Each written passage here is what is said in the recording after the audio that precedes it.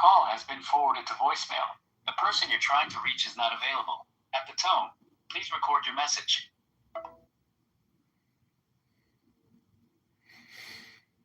Hey, Victoria, it's John. Sorry I missed your call. Hope you're having a good evening. I'm free. If you're free, just give me a call back. Talk to you soon. Bye.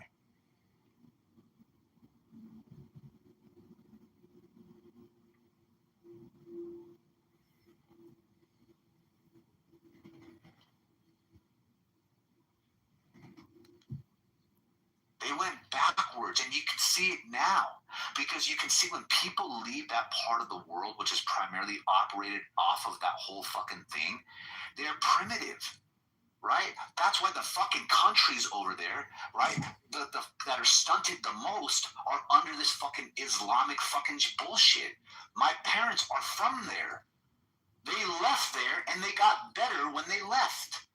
They're fucking Iranians. They left there and they came here and they're better. You know why?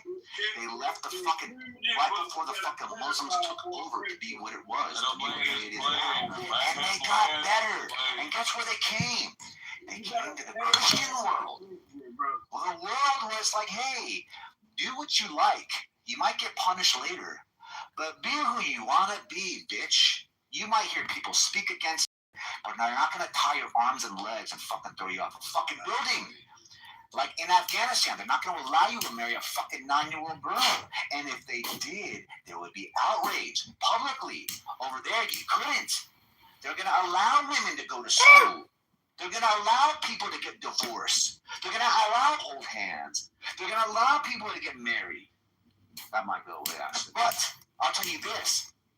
The idea is this. The further away you move from that religion, the more you're allowed to be a fucking human being. Not a fucking goat, bro. Isa Kant! Isa! Isa! Welcome to your show. I get to have a club now? It's called the Isa Watermelon Club. How are you? Wow. I didn't know I had a club.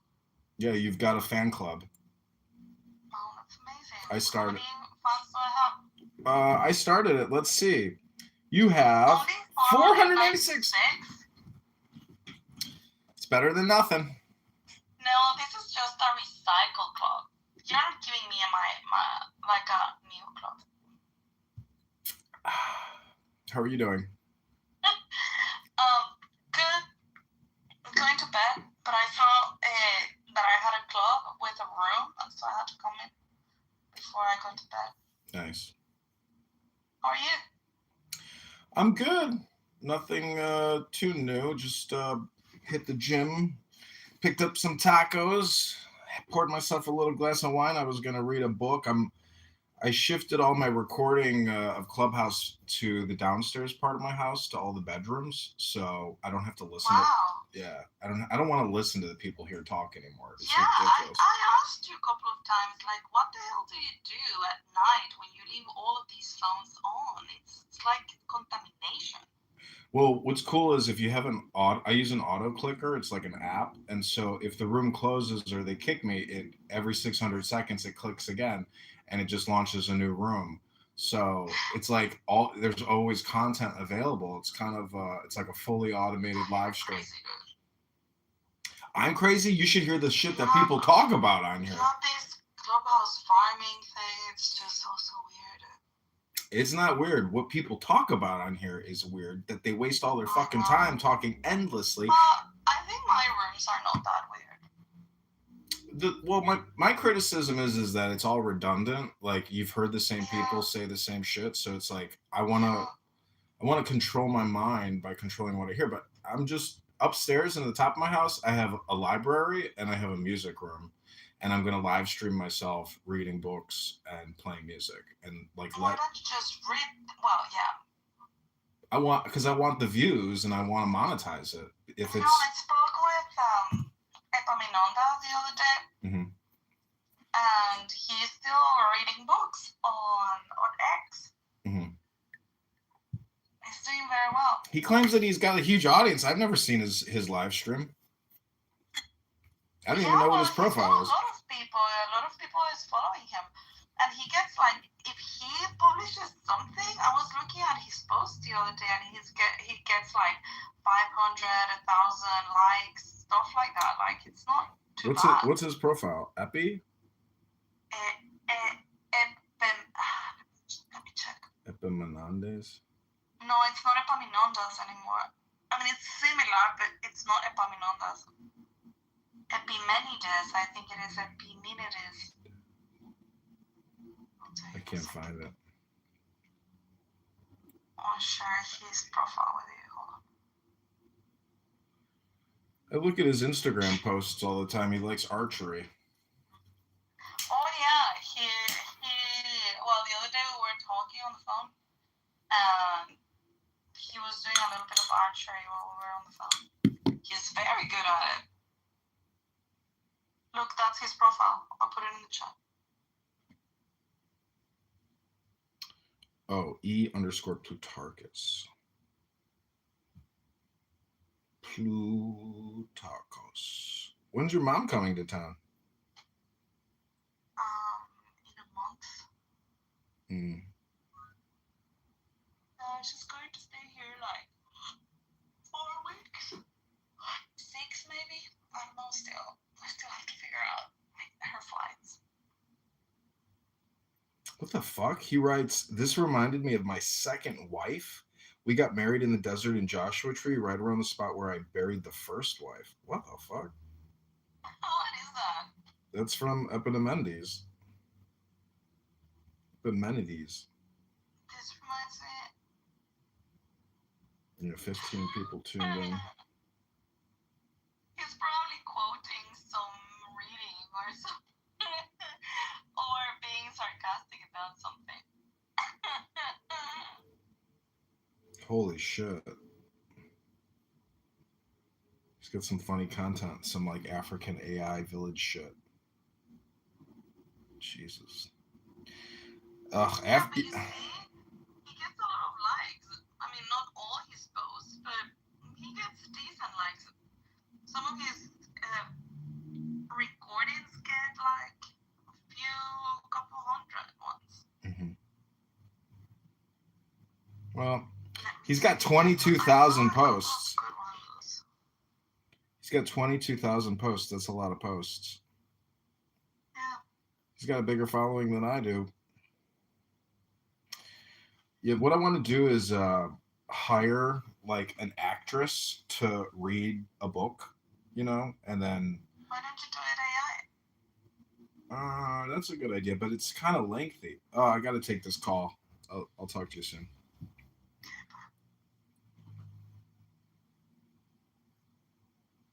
Hey, Victoria. Hi, how are you? Hey, I'm doing good. How are you?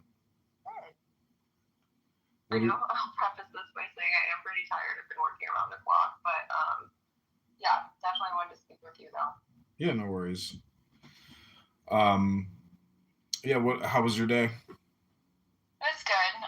Just back-to-back meetings pretty much all day, but other than that, good. How was yours? It was good. I went to the gym. I talked to a former coworker. Did some errands. It's been a nice day. Nice. Where did you used to work? The IRS. Oh, okay. And so you're running, I know that you said the 16th Congressional District. So I'm actually from there. So I grew up in Carlock. Mm-hmm. Like in the middle of nowhere.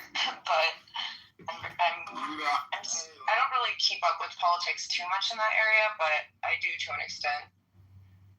Yeah, Darren LaHood is running unopposed now that they kicked me off the ballot. But it's funny because it's like I don't even think people realize in the primary, like there's only 2 candidaes. So there's like why even vote in the primary, Yeah, and then I guess he was it the 18th Congressional District that he was in prior? Yeah, it just shifted because of the redistricting. Oh, okay. That makes sense. I mean, they definitely need term limits. Yeah, he signed a term limits pledge, and I signed the same pledge, not to seek more than 3 terms. So he's already in violation of it. Yeah. So, wait, you're in Chicago, right? Yeah. Yeah, I live in the northwest side, Jefferson Park. Oh, nice. Oh yeah, you said that. Yeah, I just moved back here from Miami, but I have to be here for work because it's where pretty much all my clients are. What do you do? So I own a federal government contracting agency. Oh wow. I just started it though. Started in October, but I was doing federal government contracting for the past 10 years, like with regards to tech. But now I'm kind of thinking, so I spoke to somebody yesterday who wanted to get involved, and we were speaking almost, so with federal government contracting, you have like an ICS code. So I registered with SAM.gov under like different tech policies, like cloud transformation solutions, AI, stuff like that. But I feel like we're about to go to war with Iran. So I'm like, maybe I should just go into like the whole like weapons area. Yeah, I mean, however you can do it. I've seen that SAM.gov website. I never used it as an employee of the Treasury Department, but How's it going there, brother? Oh, sorry, hold on 1 second. Anyways, sorry, that was my other phone. Yeah, I've never used it. Yeah, I mean, it's definitely very complicated because in my last company, I did start our government vertical back in, when did I start that? 2016. So I was like pretty well versed with it, but we had like proposal writers, capture managers, like we had so many people. But now, I mean, I'm like a one-man show at this point in time, except for the person that I'm about to hire. Have you used AI at all to do any work, like, to create documents or content or research? So in terms of AI, I literally have 3 jobs right now, kind of 4 jobs. So I'm an advisor for research in AI, which is an ex-Microsoft and IBM executives company. So I'm on the board for that, and so I'm pretty familiar with AI. However, I do think that we need to start practicing like more responsible AI. Hello? And I can't believe that the government is starting to use AI for incident response and cybersecurity. I think that is completely irresponsible. Well, good luck. It's not easy, but I just talked to a former coworker today, and like we were talking about the employment numbers at the federal government. They're like at an all-time low, and he's like, "Yeah, it's a total ghost town here." And he just put in his retirement package, so like even more people are leaving the federal workforce. Yeah, I feel like people are just getting to the point where they're so fed up. Sorry, it also sounds like I have a lisp. I swear I don't. I just got, this is embarrassing, I got a lip flip with Botox, so it kind of sounds like I have a lisp. But What's a lip flip? So they inject Botox like all along like your upper lip, and it hasn't like completely settled in yet. So it sounds like my voice does not sound like it usually does, and it's like a little hard to enunciate, which it sounds a little stupid, but yeah, it basically raises it by like paralyzing your upper lip and raising it. It's Botox. I see. Yeah. Anyways, that's besides the point. So I was curious, like, in terms of your policies, what are some of the main policies that you're running on? Well, in terms of like, I can tell you what I've attacked my opponent on. I mean, I in terms of like policies, I put forth a Defund the Big Beautiful Bill Act. Okay. And identified the top 25 Fortune 500 corps and how much they're getting in tax credits. So a reversal of those tax credits would be a policy. Stop the mRNA vaccine product. It's not a vaccine, it's a gene therapy. Yeah, I mean, there's literally, I'm so mad I got the Pfizer vaccine that I had to, but I'm so mad that I had to. Well, how did you have any adverse health effects or no?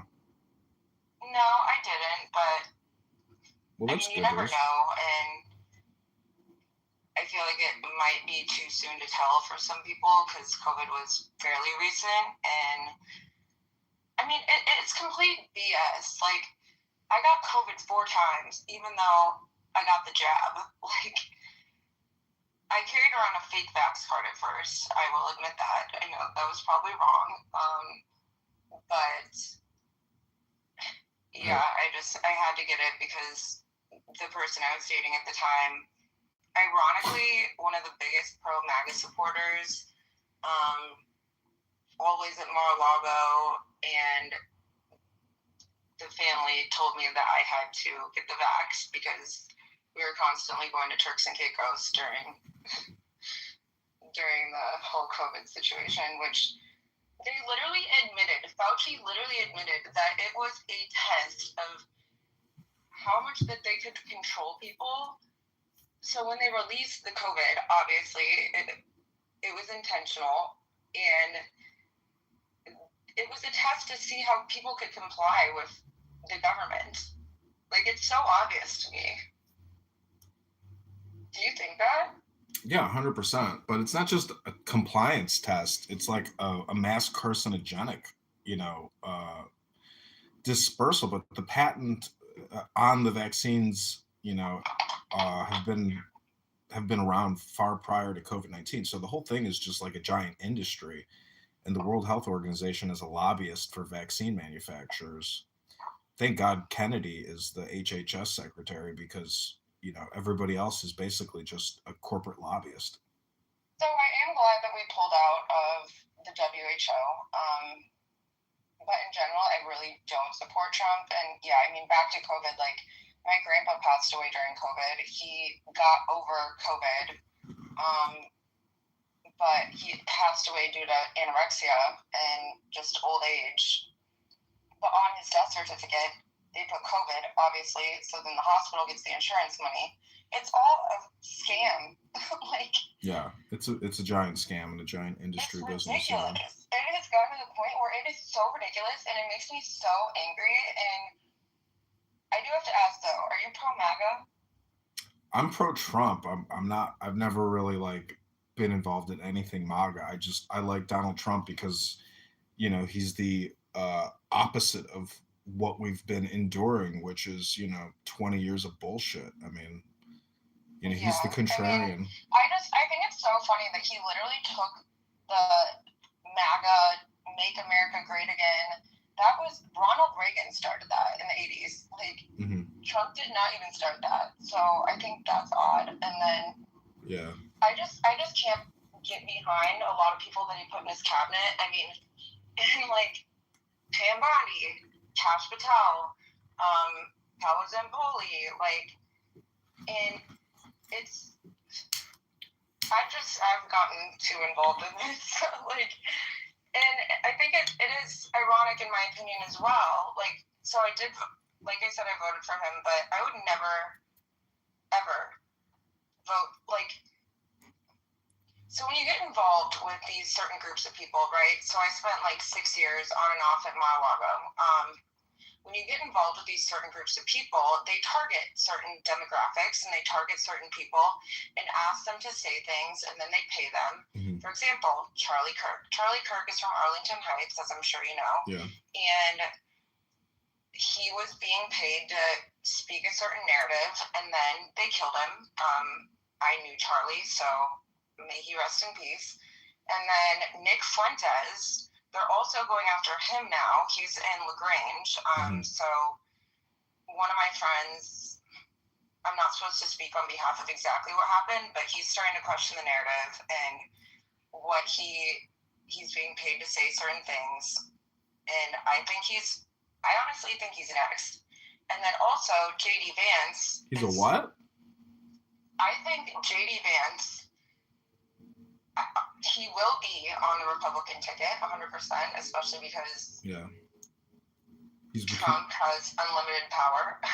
So I think JD is a wonderful person. However, I think that he will start to question the narrative, and especially with Israel's funding of everything that's going on.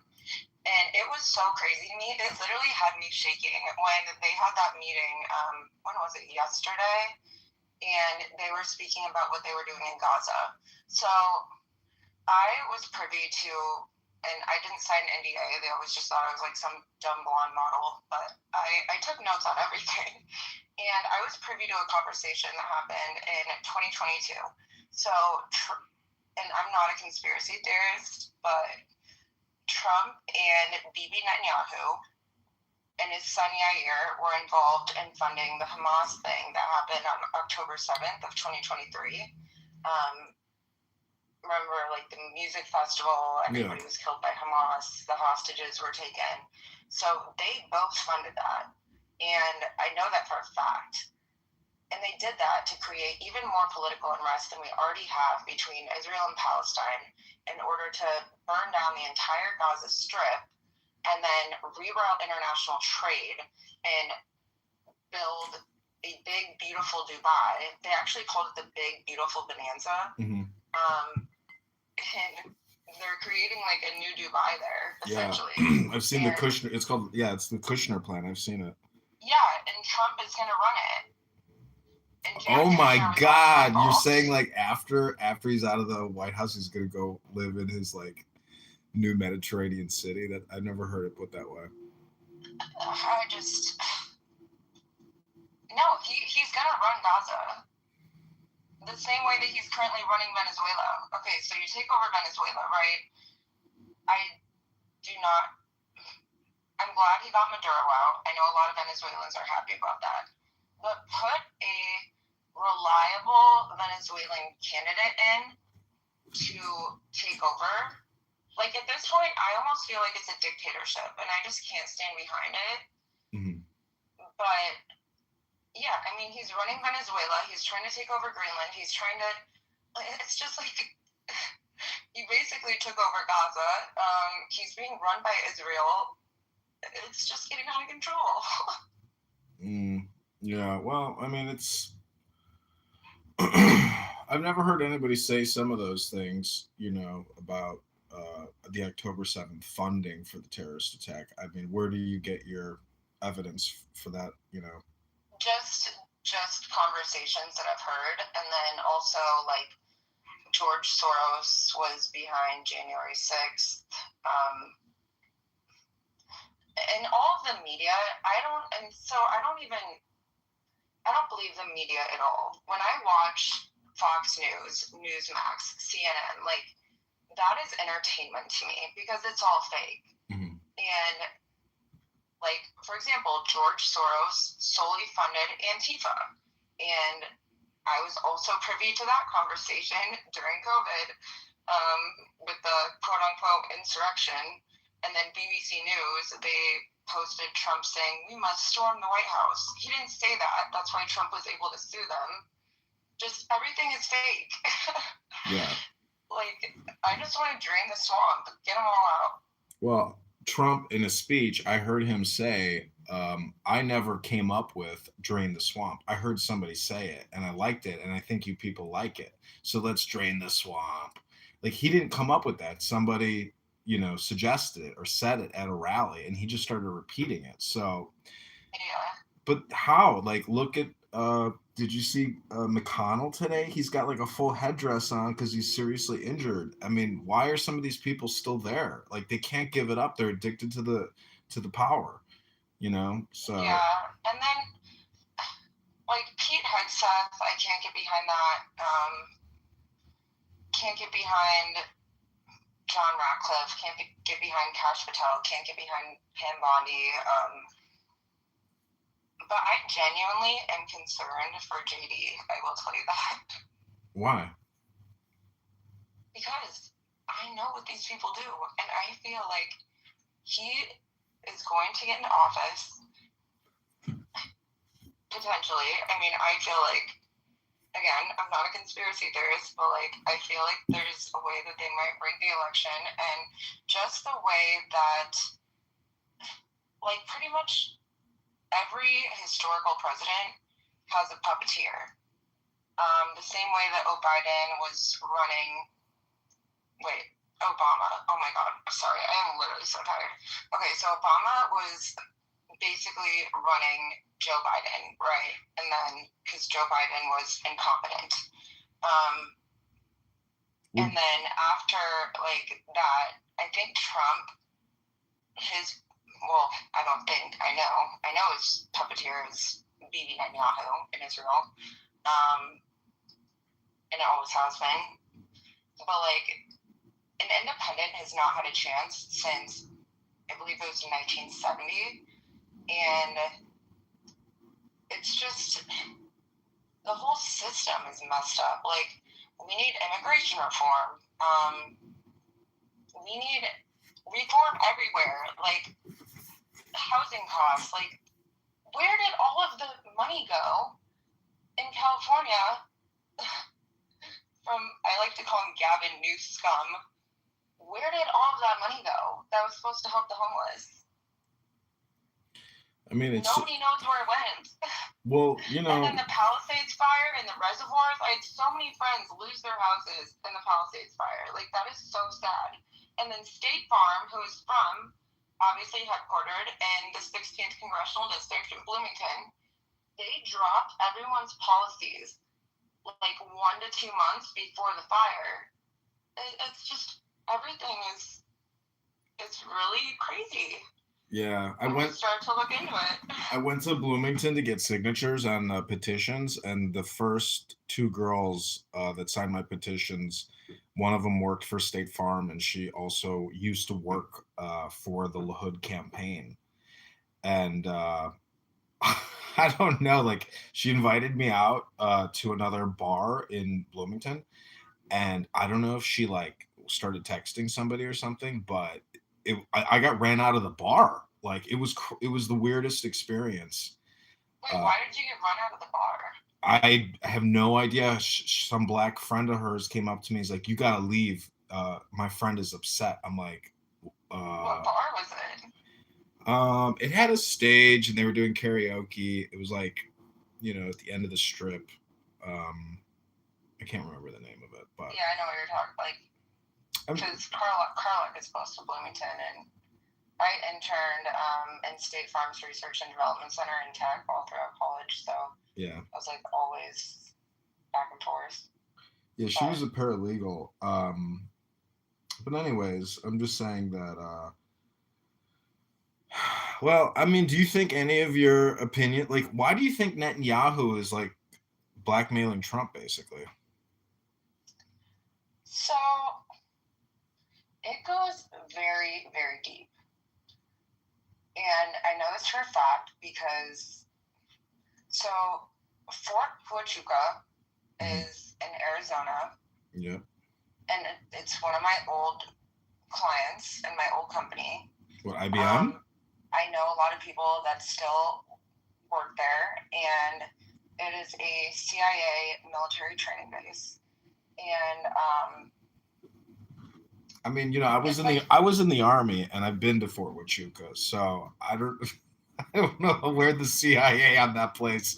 I mean, I know what they're doing, but like, they're doing drone stuff, but it's no, but like, okay, so this is how Charlie Kirk died. Like, it's not Tyler Robinson. Yeah, I've been following it. I've been following the actual trial. I've been listening to it. Brian Harpool, and it took place outside of a skiff, right? Like, you know what a skiff is, obviously, if you're in the military. No, I never was in a skiff. It took place outside of a skiff, and it was Brian Harpool, Cabot Phillips, Erica Kirk, Ben Shapiro, and Netanyahu, like, called in, and they killed Charlie. Like, this shit is so deep. It is so crazy to me. The Israeli security was providing him security on the day of his assassination. So that's really where to look, because they controlled the whole event. And, anyways, it's really interesting to see how all this is going to play out for Tyler Robinson, because it's sad. And they take advantage of an autistic kid who's dating a transgender. I honestly think that they're starting to So the majority of the shootings recently have been transgenders, right? Yeah. Like the guy at the hockey game, transgender. I am starting to think that they are paying people because I've witnessed how things like this go down. I think they're paying transgenders and saying, like, transgenders with like severe mental illnesses and like autism and everything else. And I think that they're paying them and saying, we will give you asylum, we will take care of you, we will change your identity if you do this for us. But it's in return making it look like, oh, all the shootings are people that are transgender, which I don't agree with, you know, performing transgender surgery on young kids and all of that, but my God. Well, when Tulsi Gabbard became the DNI, she terminated like 100 transgender employees who were involved in basically like a conspiratorial cult, meaning that like they were actively involved in some type of like conspiracy against the government. And she terminated them all. So there is like a cult out there, and whether it's centralized or it's just like a psychological condition, it's out there. I think you do have to have like a psychological condition if you do gender reassignment. Well, the whole thing really comes out of LGBTQ because the queer and the trans is part of that. So it's just controversial to even talk about gender identity. It's actually considered hate speech if you criticize individuals who believe in a third gender. It's deranged. It's people who want to use like nuanced words, and they're just extremely annoying people, in my opinion. They're highly argumentative. Well, I think it's sad that they're literally. So my brother's a urologist, right? And he just finished his residency in Boston. He was having to perform gender reassignment surgery on kids as young as like 6 years old. And my brother was extremely, extremely liberal, and thank God now he's more moderate. Like that changed him. Yeah. It's a sick world we live in. What's crazy is it's like I'm against transgender reassignment surgery, but that's not even as bad in my opinion as abortion. You know, late stage abortion in particular, like you are literally decapitating, disarming, and ripping apart a baby and then sucking it, you know, into a blender. It's disgusting. So I am pro-choice. I would say for like the first month, if you're pregnant, and I'm pro-choice in terms of there's caveats. Like I'm pro-choice, like in the first month if you were raped or something.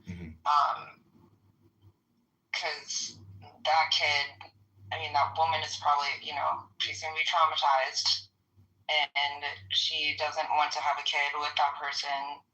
And I think the first month, if you are raped, is fine. But anything after that, like, it's pretty messed up. Like, it's hard. It's hard to know when the cutoff point is. It should be a federal thing. Why is it a state-led thing? It should be federal.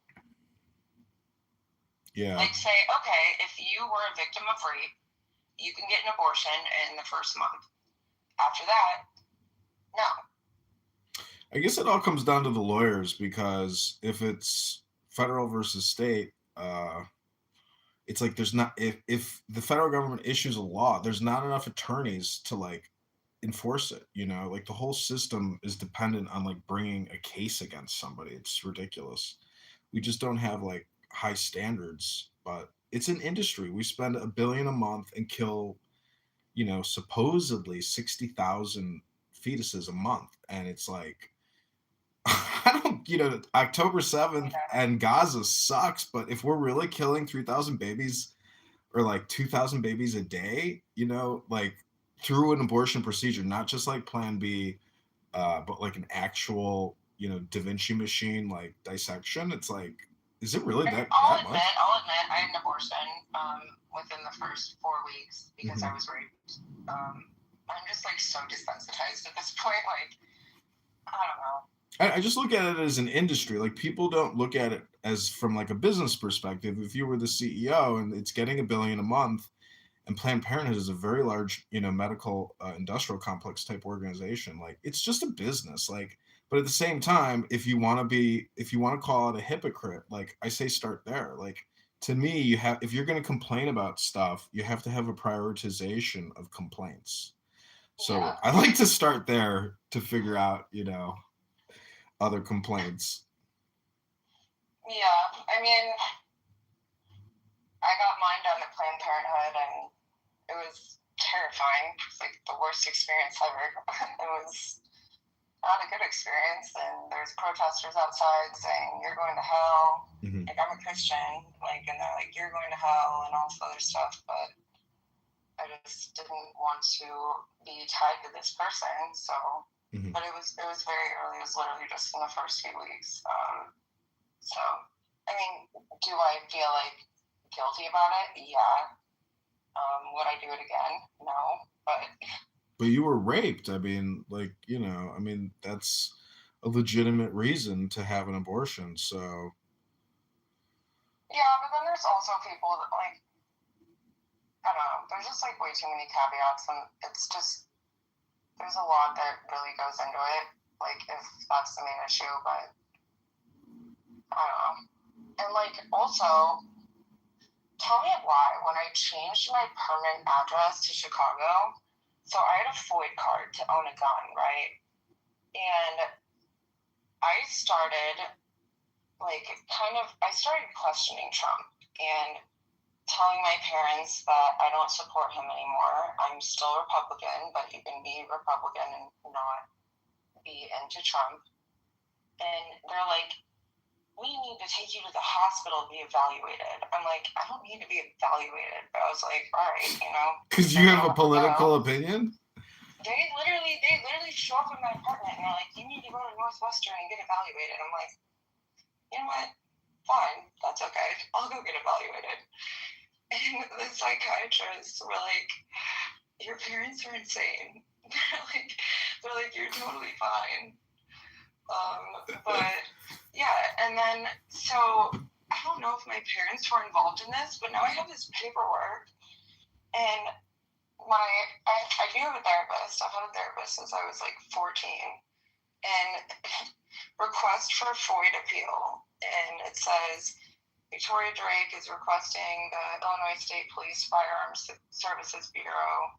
I mean, like, I'm very pro Second Amendment right, and that was just weird. Maybe my parents. Yeah, I'm sure there's something on the cook or on the sheriff's department website or whatever. Because I did the carry and conceal permit, but I never went through it. My dad was like, "Don't get a gun." I was like, "Why not?" He's like, "Just don't do it." He's like, "There's too many legal ramifications if you shoot somebody." I'm like, "All right." I mean, I just feel like as a woman, like, walking around Chicago is scary as hell. Like, I went to Mariano's the other day, and there was just, it's really I don't know bad. if he was like a homeless guy or something, and I was at the self-checkout, and he grabbed me, literally grabbed me and picked me up off the ground. I was so lucky that, like, it was like around like 8 o'clock or something, so it was pretty empty, and there was somebody so there's like a wine bar right by the self-checkout at the Mariano's in Lakeview East, and he ran over and pushed this guy over, called security, and I was like, thank God. Yeah. It was so scary. It's crazy. I mean, I know multiple girls that have been punched in the face in the Gold Coast. I got punched in the face too. Yeah. Yeah. And in my opinion, if you have a gun and you got the balls, you should just shoot on sight, and 2 in the chest, 1 in the head, and get rid of them. Bye. Yeah. And why was the person that set the girl on fire, who was the serial face puncher? Yeah. 72 arrests. The judge needs to be held accountable. The city's a dumpster fire. Get Brandon Johnson out. Get Pritzker out. Yeah. What? And then Pritzker's gonna run for president? Like, get out of here. I mean, Rahm Emanuel is gonna run too. Like, Yeah. There's just a lot of money behind it. Rahm Emanuel puts and out a Kamala new video. And AOC, like, Oh my God. But I feel like so many people at this point in time are so like upset about like the release of the Epstein files that I almost feel like, okay, first of all, I think they're cooking something up before the midterms, right? Like we have the Diddy case, then we have the Epstein files, then we have Venezuela, and then all around we also have ICE and martial law, and like they're just trying to confuse people before the midterms. Like it's so crazy. I've never seen anything like it. Well, I've been so focused on Darren LaHood that like I forget that there's like a battle, you know, between who's even going to get the Republican versus the Democrat nomination in all these different districts. And Like, who do you think it is? for Like, what? who do you think is going to get the nomination For what?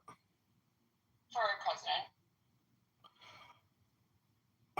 In the March primary? What are you talking about? No, in terms like the midterms and like everything else. Like, Oh. I mean, just like the general election, you know, the next presidential election. Yeah, it's gonna be Rubio and JD Vance. And see, JD Vance is connected to Peter Thiel, like that's his protege. Yeah. And they say that they had like a gay, you know, romance, and that's like there was an article today called "The Gay Mafia of Silicon Valley," and there's just a lot of like ultra high net worth homosexual, bisexual men in tech. Oh, 100%. Yeah. Every single one of them that I've known, that I've dated, they're all bisexual. I literally was invited to go to, I was invited to go to Cabo by somebody who was actually asked to be in Trump's cabinet. I'm not going to say who it is. And he was my ex next door neighbor. He is a great person, but so his secretary reached out to me and was like, hey, you want to go to Cabo with this person, but I need you to sign an NDA saying that he can sleep with both men and women when you're there. And I'm like, oh my God, I just can't with these people. That's crazy. I know a girl that works for Pritzker's cousin who runs the military museum, the trans. And she had to sign an NDAA that she couldn't discuss, you know, like anything with regards to her to Pritzker, you know. And I was like, well, what is it like that would be controversial? She's like, who he sleeps with, and I'm like, who does he sleep with? She's like, young Hispanic males. I was like, okay, interesting. At this point, I do not care anymore. I will expose everyone, and like with regards to the Epstein files, like Lindsey Graham was involved, and I've gotten way too deep with this, and I have to testify on April 27th. But I've been united with other people involved in this whole situation. And this kid was 16. He was a young gay black man, and he had to sleep with Lindsey Graham on Hilton Head. Like, Wow. and I feel like a lot of people are like failing to realize that it's not just Little St. James. It's Little St. James, Great St. James, Hilton Head, Deer Island, New York, Palm Beach. Like, yeah. I'm disgusted. Yeah, I mean, I'm always surprised. Like, I went to the military college of Charleston, and it's called the Citadel, and I've been to Hilton Head and been to Sullivan's Island and all those nice places. I'm just amazed. I mean, like, I'm not gay, but like, I'm always surprised when somebody I went to college is like, oh, by the way, I'm gay. I'm like, you're what?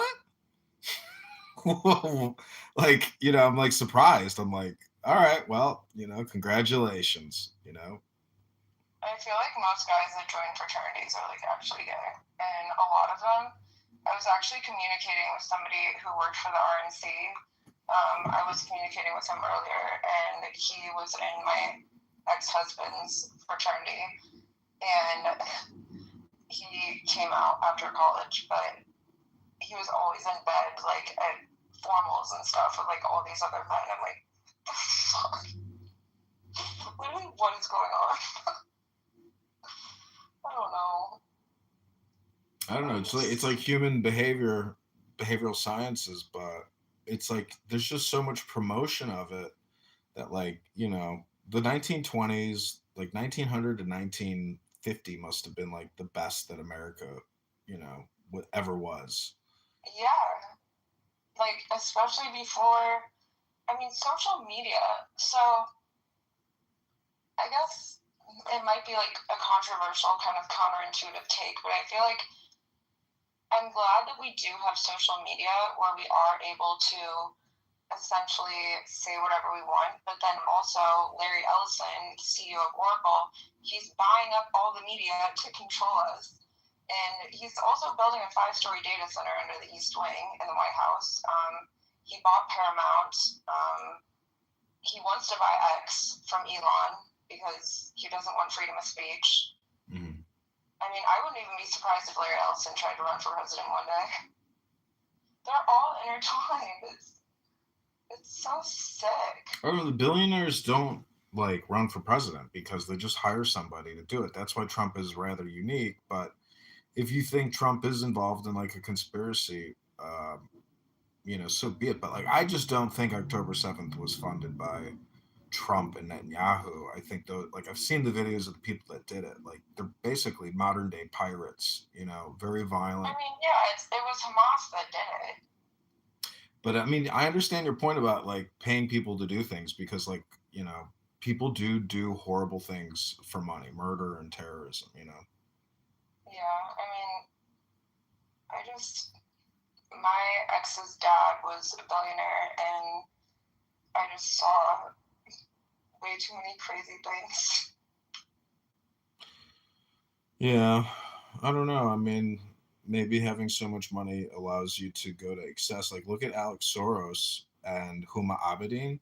Like, what a weird couple. But maybe it's not that weird. Maybe it's because, you know, they were, you know, involved in like, you know, sex circles or something. And Yeah, and then everybody blackmails everyone. I mean, my friend, like, I never went to the island or anything, but like my friend went to the island when she was 17, all through ID models, and Pao's employee, he used to be a UN ambassador, and now he's in the cabinet. It's like federal envoy or something. I don't even remember his title. I just like can't even look at his name. But yeah, like they're sending people to try to kill people. Like there's been multiple PIs at my parents' house. Like it's scary. Like luckily my dad has a bunch of guns, but like at the same time, like it's getting scary. And then my phone has been heating up constantly, and this is my second phone in the past 4 weeks. what do you have, an iPhone? Yeah, and so I bring it to Apple, I bring it to my carrier, and then I bring it back to Apple. Like everybody, I had 4 different people remote in. I had 4 different people like look at it in person, and they're like, I've never seen anything like this. And that's what they said about my last phone. I'm like, what the? Well, it also happened to my friend too, who went to the island. Like these people I are don't so think you have messed to. up, and it's so scary. They can back end your phone, but like, what do you have that's like worrying somebody that would go to all that? Because all that stuff is like, you know, highly complicated. But the iPhones overheat because of the titanium body on it. Yeah, I mean, I have an open investigation right now, so I can't talk about it. So I had Beth Fagan as my attorney, and she recovered like 15 bill. But like, I'm not even in it for the money. Like, if I get a settlement, I will literally donate every single dollar to a women's shelter. And it's not even at this point, like, so the day that I got in contact with my friend Amanda, my attorney dropped me. But now I'm going to come in with guns blazing because I have a call with Gloria Allred, which is Cassie's lawyer in the Diddy case. I have a call with her on Monday, so it's just that's like another full-time job, doing all this stuff. Like it is. And then I've done interviews like with the New York Times and 60 Minutes, and I mean it'll all come out soon, I think. But everybody's protected under Alexander Acosta's 2008 sweetheart deal, so we'll see. Like, who the hell passes a deal to, like, protect pedophiles? That's weird. Anyways. Well, they all signed agreements in, like, you know, like 25 co-conspirators signed agreements, and all the girls got paid out. So, like, the only one in jail is Ghislaine, but they arrested Prince Andrew. That's a huge win, you know, for the release of these files. In terms of the sweetheart deal, it did not include people from other countries. It was just people in the U.S. So that's probably why. Well, none of this was supposed to come out because I'm glad that they arrested him. None of this was supposed to come out because they had that agreement in place, and I mean, I've heard so many crazy conspiracies now that, like, people really do think that Epstein, like, got out of the prison, you know, and he's free. And no, it's not a conspiracy. He's in Israel, 100%. Really, you really think so? Yep. So then, whose body was it? You know, and like, but his brother, you know, confirms that he's dead. Like, and his brother Mark, like, viewed the body, you know, and he hasn't come out and said that wasn't my brother. So. Well, yeah, Okay, so tell me why the what are they, CGTV cameras? Mm-hmm.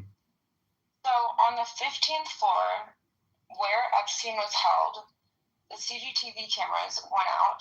Mm-hmm. Historically, in that prison, like, you have to turn CGTV cameras off. Like, they don't just all glitch at one time. Like, and they were off for 15 minutes. And then there was one camera that was catching, like, I'm trying to remember. It was like when he was exiting, there was one that caught some footage, and it said, like, it inscribes it into, like, a document, like a PDF, and it was like inmate being wheeled out in wheelchair from 15th floor. And then, I don't know, you can easily, when you have that kind of, like, FU money, I have seen so much shit in my day. Like, they say that, like, before, you can do whatever you want. They say before his murder, he was, like, communicating with his lawyers, trying to get a release and, like, a CIA bargain deal. Like, he was trying to work out a deal, you know. But anyways, I mean, you know, the photos I've seen of him in Israel are fake. They're just, like, clearly, obviously fakes. But well, yeah, no, like, I do have one photo. I can't share it, but I do have one photo that my friend was living in Tel Aviv for a little bit, and then she just moved back to Miami. But I do have a photo that I truly believe is him. I mean, I don't believe all the Instagram, like, whatever media BS. I don't believe the media at all at this point. It's just. Well, I think they're going to attack Iran, and all of this, all the attention, you know, the focused attention of the herd will shift from all of this. You know, the DOJ released or deleted today, like, some highly controversial materials on the Epstein files, but somebody backed it all up prior to the deletion. It was like 400,000 files that they deleted today. So they're so stupid. Like, Pam Bondi is so stupid. So, like, it's just, they fucked it all up.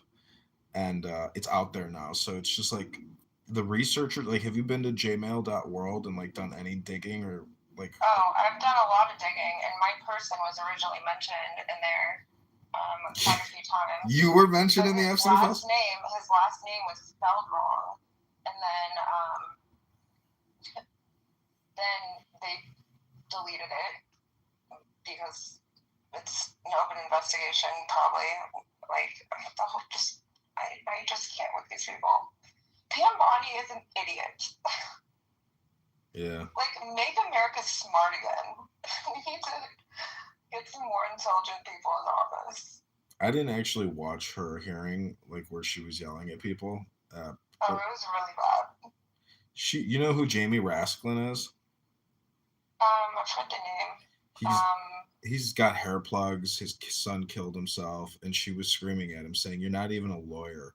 You've been disbarred. You're a fake lawyer. You're not even a lawyer."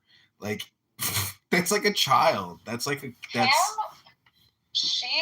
only reason I'm convinced that she's in office is because she's a conventionally attractive blonde woman. And well, she worked with the Bushes. She's like Jeb Bush's attorneys, and she was a Pfizer attorney. Like the chick, she's been around. Like she's really well connected, and it's the whole thing leads to the Bush. The burning Bush, and George Bush is dead.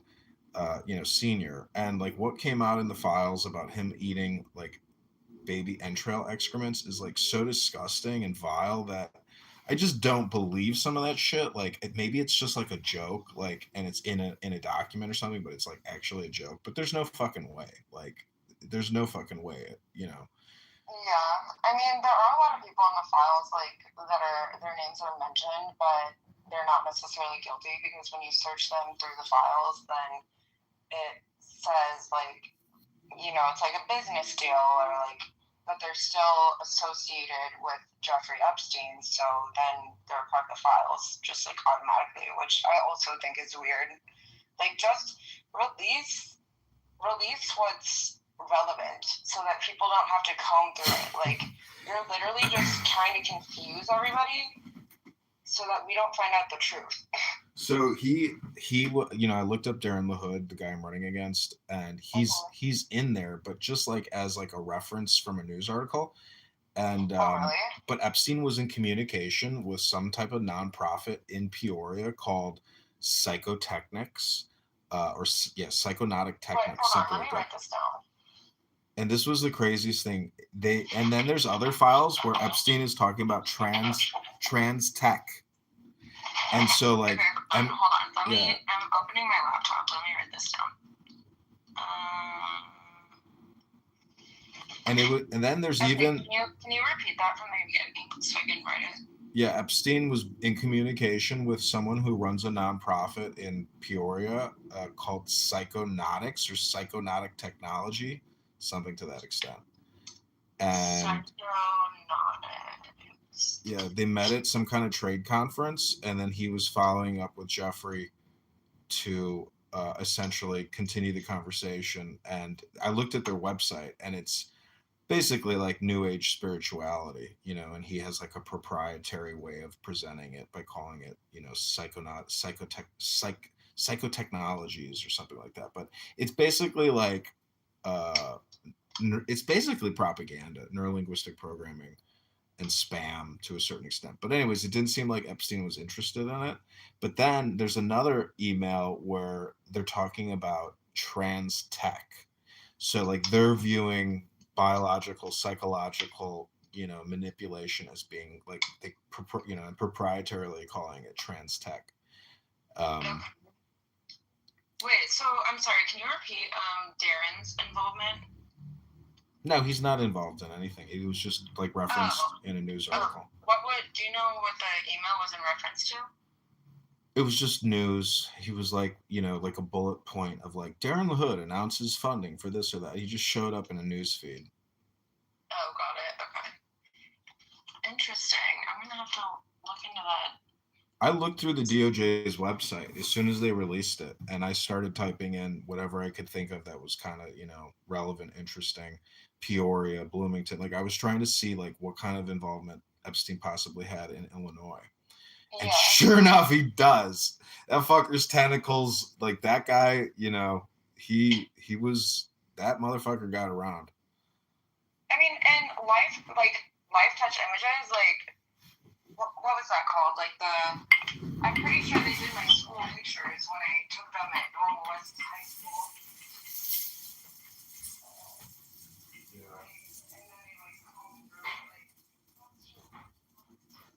What blows my mind is like I'm the only person that ran against LaHood. I'm not 600,000 plus people. I'm the only fucking person that ran against them. What the fuck? He's been in Congress for like he's been there for that long. 10 plus years, and then prior to that, the guy, him and his dad, I don't know how much they're worth,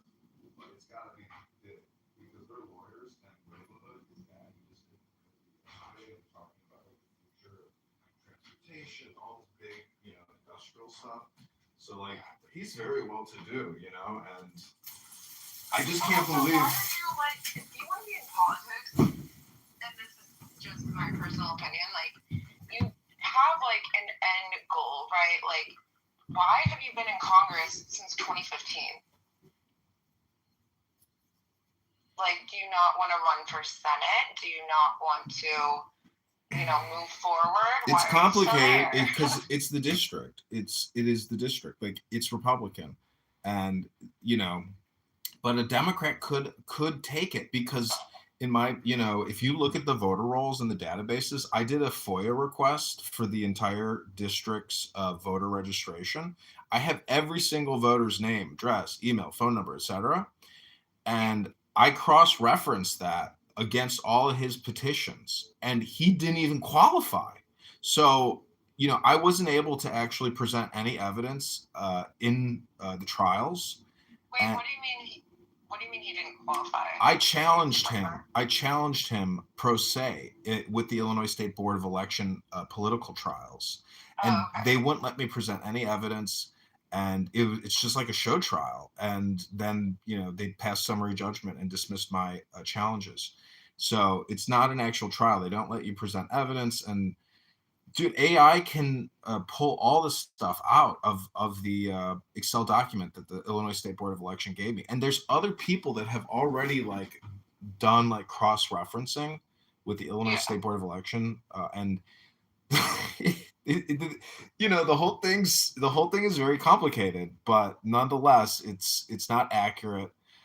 It's never refreshed. Like it's all just run by lawyers.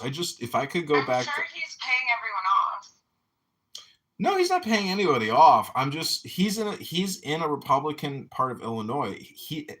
We're gonna find out in November if the Democrat candidate can beat him. And I've met the Democrat candidate, and he's no pushover. I don't like his politics, and I think he's an idiot. But he's married, he's got kids, and it's very likely that Darren LaHood loses his congressional seat. And I have thrown so much shade. Nobody knows who the fuck I am. Like I have to post in comments to even get any press. I've had some press pieces, and I'm known as the Republican who ran against him. But there was no news story when they removed me from the ballot. They just accused Darren LaHood's lawyer. His name is John Fogerty. This piece of shit wore a Chicago Bears hat at the trial, like a fucking klutz. And he's got sleeve tattoos. Isn't that illegal to wear a hat in court? Well, so a friend of mine, he told me that he's part of the gay mafia, or they call it the Velvet Mafia here, and he had to have gone to school with LaHood. Anyways, they're Jesuits. And I don't have anything against the Jesuits. I'm just saying that it's a small world, and when you run, you realize that the lawyers. I wish I went to law school because the lawyers are the ones controlling controlling the whole racket. So that's just the way it is. Birds of a feather flock together. That's it. It's a lawyer world. I'm close to wanting to run, okay. So obviously, I do want to get into politics. And I'm about to take my ex-boyfriend's plan that his dad gave him because his dad said that I would be a better fit, which is hilarious.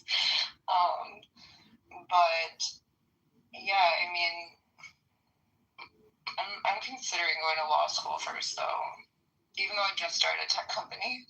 Well, if you live downtown Chicago, just go to John Marshall. I would see, everything that I do, I go all in. I would want to go to the best law school in the country. But if you're gonna stay in Chicago, John the whole thing rests on the Federal Plaza. That's where all the trials are at. That and Daly Plaza. So if you're an actual lawyer and you're litigating or in court, that's your new office building. Welcome to your new office building career. I don't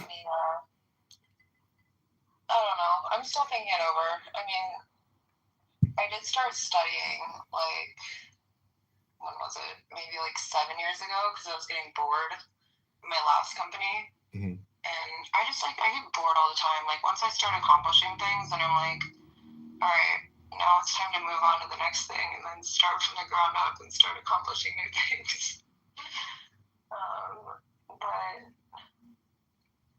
Yeah, I mean, why did you want to run for Congress to begin with? Because I ran for committee person in the 45th ward of Chicago, and the Republicans here are the biggest fake and like outright criminals. And they challenged me in election court, the Chicago Board of Elections, and so that's when I got my first taste of these F words, this scum that run the Chicago GOP.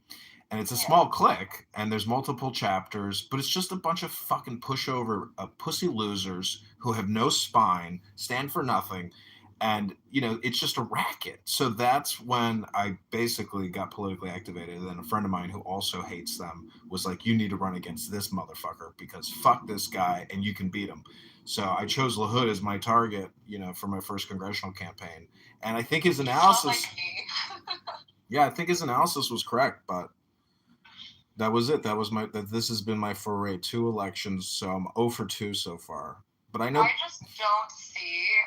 don't see them electing in that congressional district. I don't see them electing a Democrat.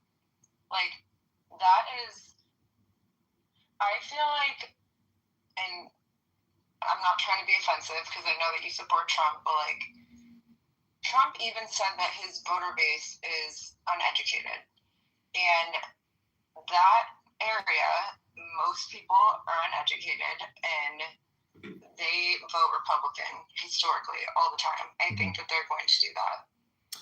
Well, we'll find out if your opinion is accurate. I mean, you could totally be right because statistics usually don't lie, but I would just say that based on the comments and the audience activity, based on LaHood versus this guy Noli, and then if you look at comments, like you can make some basic inferences, based on sentiment, and it'll just be, I think it'll be really close, like really, really close. Like let's say it's 50.01 to 49.99 type of close, But who knows? Who knows which way it's going to go? Because see, the thing that Darren LaHood has to go up against now is the Illinois State Board of Election database. And also, my opinion is like smart, basically Dominion voting systems. Like I was an election judge, and this just came out, and they confirmed that the results don't go to the State Board of Election. They go to Dominion in Germany, and then Germany transmits the final tabulation to the State Board of Election. I like to take notes on this kind of stuff. So Dominion sends their data to Germany, you said, right? Mm-hmm. So I'm German, so that's interesting. Yeah, and in the training that they put you through to be an election judge, they claim that the results are transmitted via fucking satellite. And I'm like, does anybody see a fucking satellite antenna on this motherfucker? So they're just transmitted via Wi-Fi, not satellite. But for some reason, they fucking say it's transmitted via satellite. But anyways. I thought Dominion had on-prem databases. Had what kind of databases? On-prem, so like on-prem, not like in the cloud. Like a satellite. No, it's got to be in the cloud. Like their data. What'd you say? Because it's in the cloud, like 100%. Okay. But anyways, my point is, like, we're not in control of our elections. We're like, basically the Illinois State Board of Election is a bunch of attorneys that contract with technology companies, and the budget is $30 million a year. And they're just a bunch of incompetent klutzes that run the thing like a fascist, anti-constitutional monarchy. And it's absolutely ridiculous. And I'm so happy that I've been able to like actually observe it. I took the elevator up and down with the head of the State Board of Elections. She's a klutz, and the whole thing is basically completely anti-American, and it's not in the Constitution. Their rule book is bigger than the Constitution. Let's just put it that way. Their rule book is 55 fucking pages of fine print, and the Constitution is like, less. Anyways, it's just. So you're saying that Dominion is unconstitutional because they send their data to Germany? No, I'm telling you, the State Board of Election is unconstitutional. Oh, okay. The fact that it even exists, like, if you want to run, you should have the opportunity to be on the ballot. It shouldn't be like controlled by lawyers, in group, out group kind of thing. Like, that's why we don't have a turnover, and why term limits would be important, because of the State Board of Elections are that corrupt. That's what term limits would prevent, is corruption. I mean, that's just like so hypocritical. like the hypocrisy of the entire situation of somebody that's signing on term limits, and then you've literally like just taken over and like monopolized the entire situation by yourself. It's a monopoly. That's weird. Yeah, it's a monopoly. But that's what I'm saying. Like, I've met the challenger and I've debated him personally, and I recorded the debates. And so I've got great content of the Democrat candidate, you know, and I think you don't even need to look at my video. You can just look at his Facebook and you're just gonna be like, oh, this guy's an idiot. Like, what a schmuck. Like what a push. Like, he literally just met with Senator Durbin, got an endorsement from Durbin, took a photo with Durbin, who's, and anyways, I'm just saying that, like, So it just doesn't seem like the country's broke to them. It seems like we have infinite money. So I'm like pretty blunt when it comes to things, but I'll be honest, when I looked at your Instagram, okay, so one of my friends is an extremely successful congressman. His name is Abe Hamada. He is a congressman in Arizona's 8th congressional district, and he will run for president one day. And Tyler Brugman, who actually has reached out to me to like see if he could help me like in politics, because he knows that I'm very political. I would be very careful with what you post on Instagram. I would not post anything AI. It kind of looks a little suspicious. Like, I know it could be all in just like good fun, whatever. Like, maybe have like a private account with your name not attached to it if you want to post stuff like that. But like, that again, it's just my personal opinion. I think maybe clean it up a little bit. I have a lot of Instagram accounts, and so I also would not, being somewhat, so I had like 1.3 on my last TikTok account, 1.3 mil, and it's just, when you start, and don't take this the wrong way, when you start having like multiple accounts like that, it looks a little sketchy. And then in this day and age in social media, people are obviously going to look you up, right? And then they're going to be like, oh, why does he have all these accounts? Like, why is he posting AI? Like, I would literally just keep it to like a couple photos. I've done social media, like I've had so many, I always have like 6 or 7 jobs.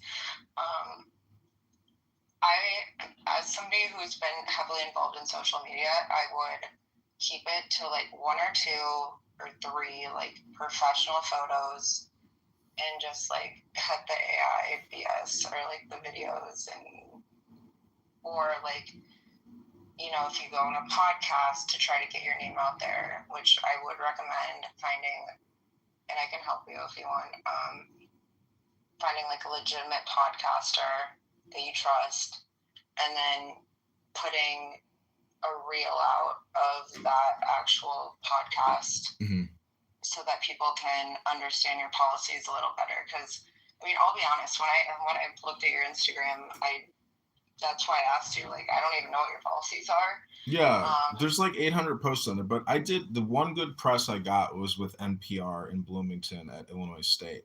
I drove down there and did an interview, and that was like my best press that I generated out of the campaign. And I called LaHood a rhino. I said he's a traitor to the Second Amendment. I don't remember if I brought up my complaint about the vaccine, but either way, I just wanted to have like a friendly, nice, you know, introduction type of press, and it achieved my goal.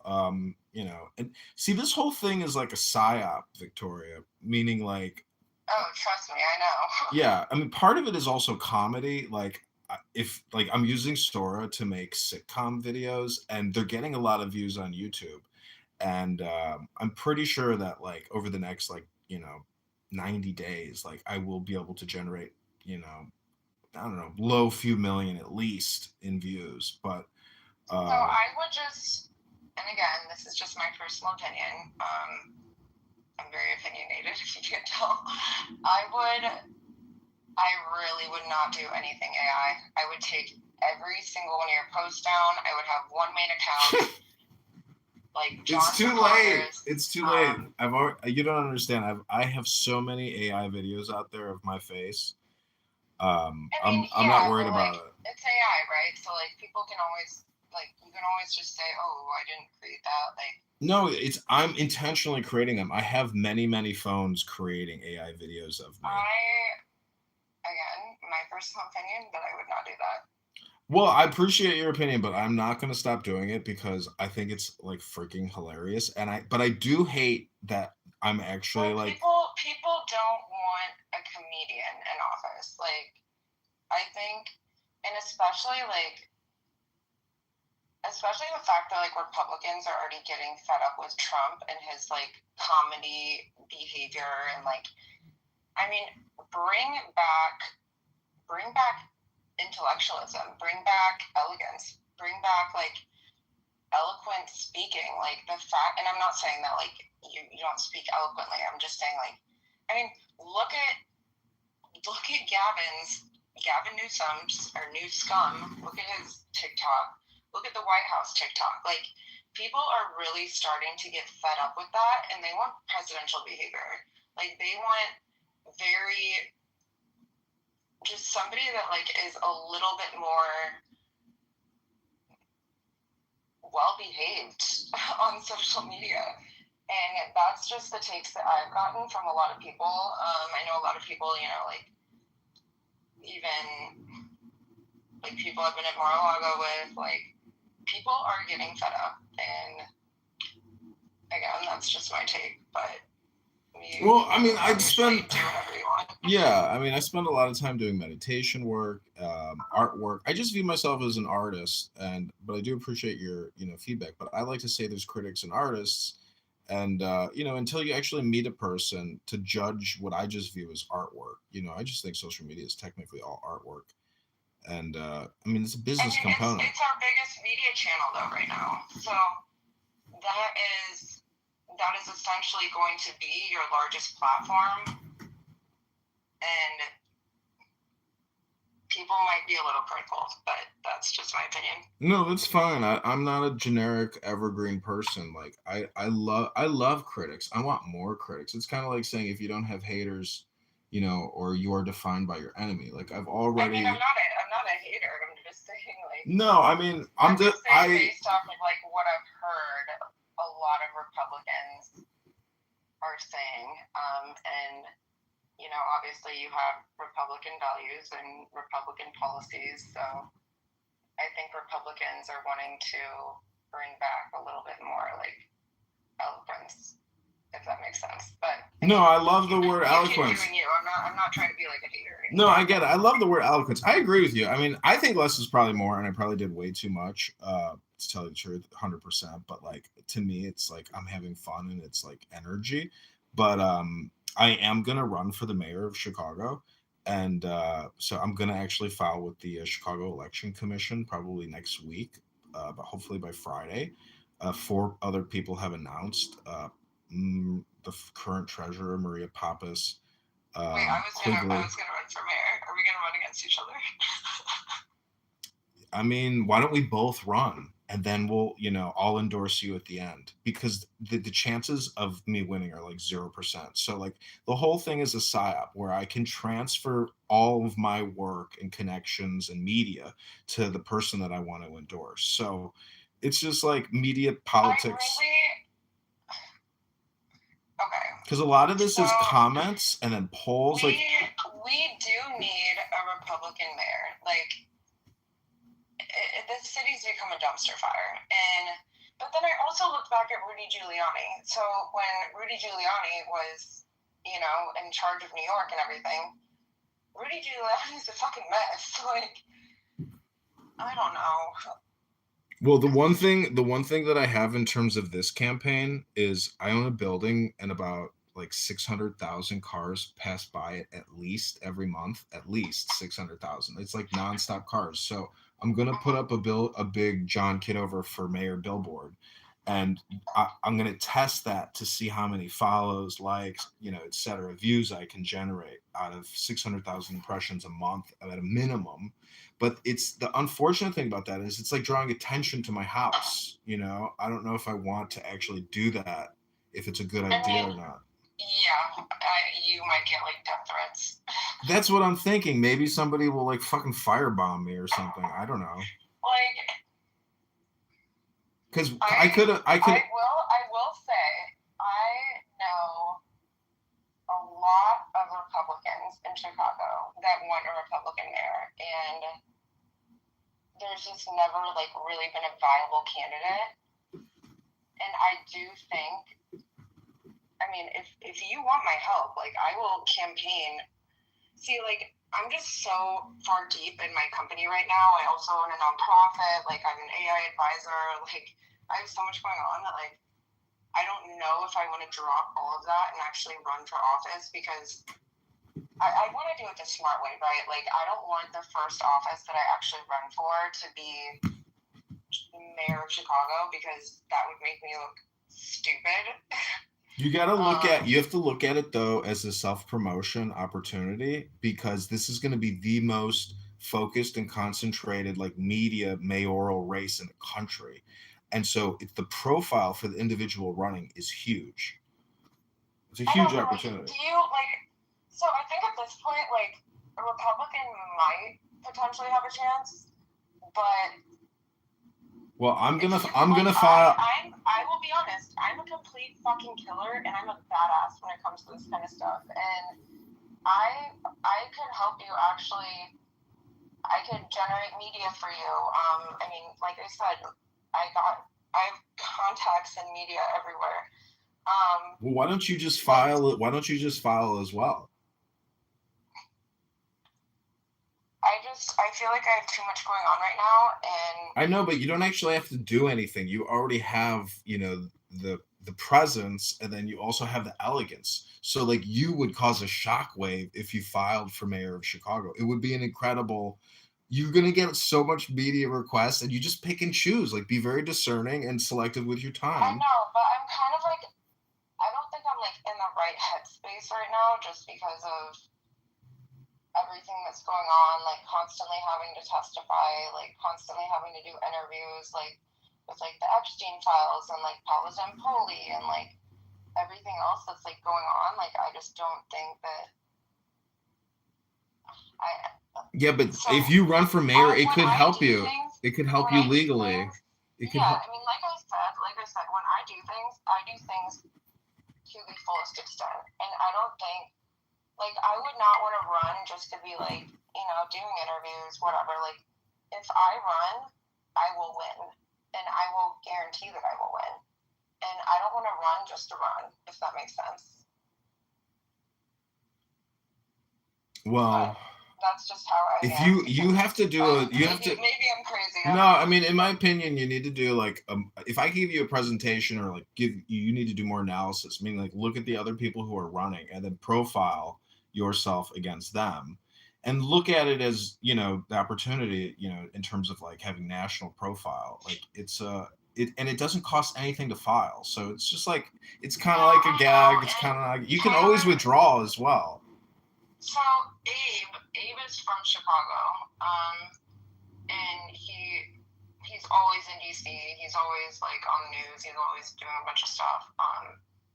Incredible congressman. And so I have had a lot of people say that they would vote for me, and I also like, I mean, having a nonprofit in the South Side of Chicago like also helps, because the South Side of Chicago is so fucking sick of Democratic policies. Like, I mean, there's shootings like every day. And then what a lot of people don't talk about is that, like, so I was doing Big Brothers Big Sisters for like a long time, and I had a little, her name was Brooklyn, and she lived in West Englewood, and they were literally putting illegal immigrants in Section 8 housing and kicking people out that were U.S. citizens. It's an open investigation right now, but like, what the hell? Like, so that community, and so when Trump was running in the last election, he got the largest Republican vote from that area historically. And I think because of what Biden was doing with their Section 8 housing, like, it's crazy. Yeah, I don't know. See, it's my opinion that the government is totally broke. That, like, to continue to fund HUD, to continue to fund Department of Education, CIA at $60 billion a year, like, the government is going to have to cut spending dramatically. But we're living in like a pension crisis on top of it. So, and there's a lot of Well, then opportunity. Also, wait, so how do you feel about the tariffs? It's one of those like never-ending conversation topics that I've been hearing about for quite a long time. And like I think today was just like a huge fake news. It's just another regurgitation of the same fake news. It's just never ending. It's the daily news cycle of fake news. Yeah, I mean, it is all fake news, but like, what a lot of people fail to realize is that the consumer, so say for example, I find a dress that I like in a boutique in like Australia. I'm going to pay the tariff as a consumer. So you're essentially taxing and putting tariffs on the American consumer to buy goods from another country. Like, I know there's like a lot of nuances, but it's just ridiculous. It's a giant black box. Like they're saying that like we're gonna have to give back $250 billion. But if you look at how much we spend daily, like that is nothing. Like nothing. That's basically 20 days worth of spend. So the whole thing is just like fake news. It's insignificant.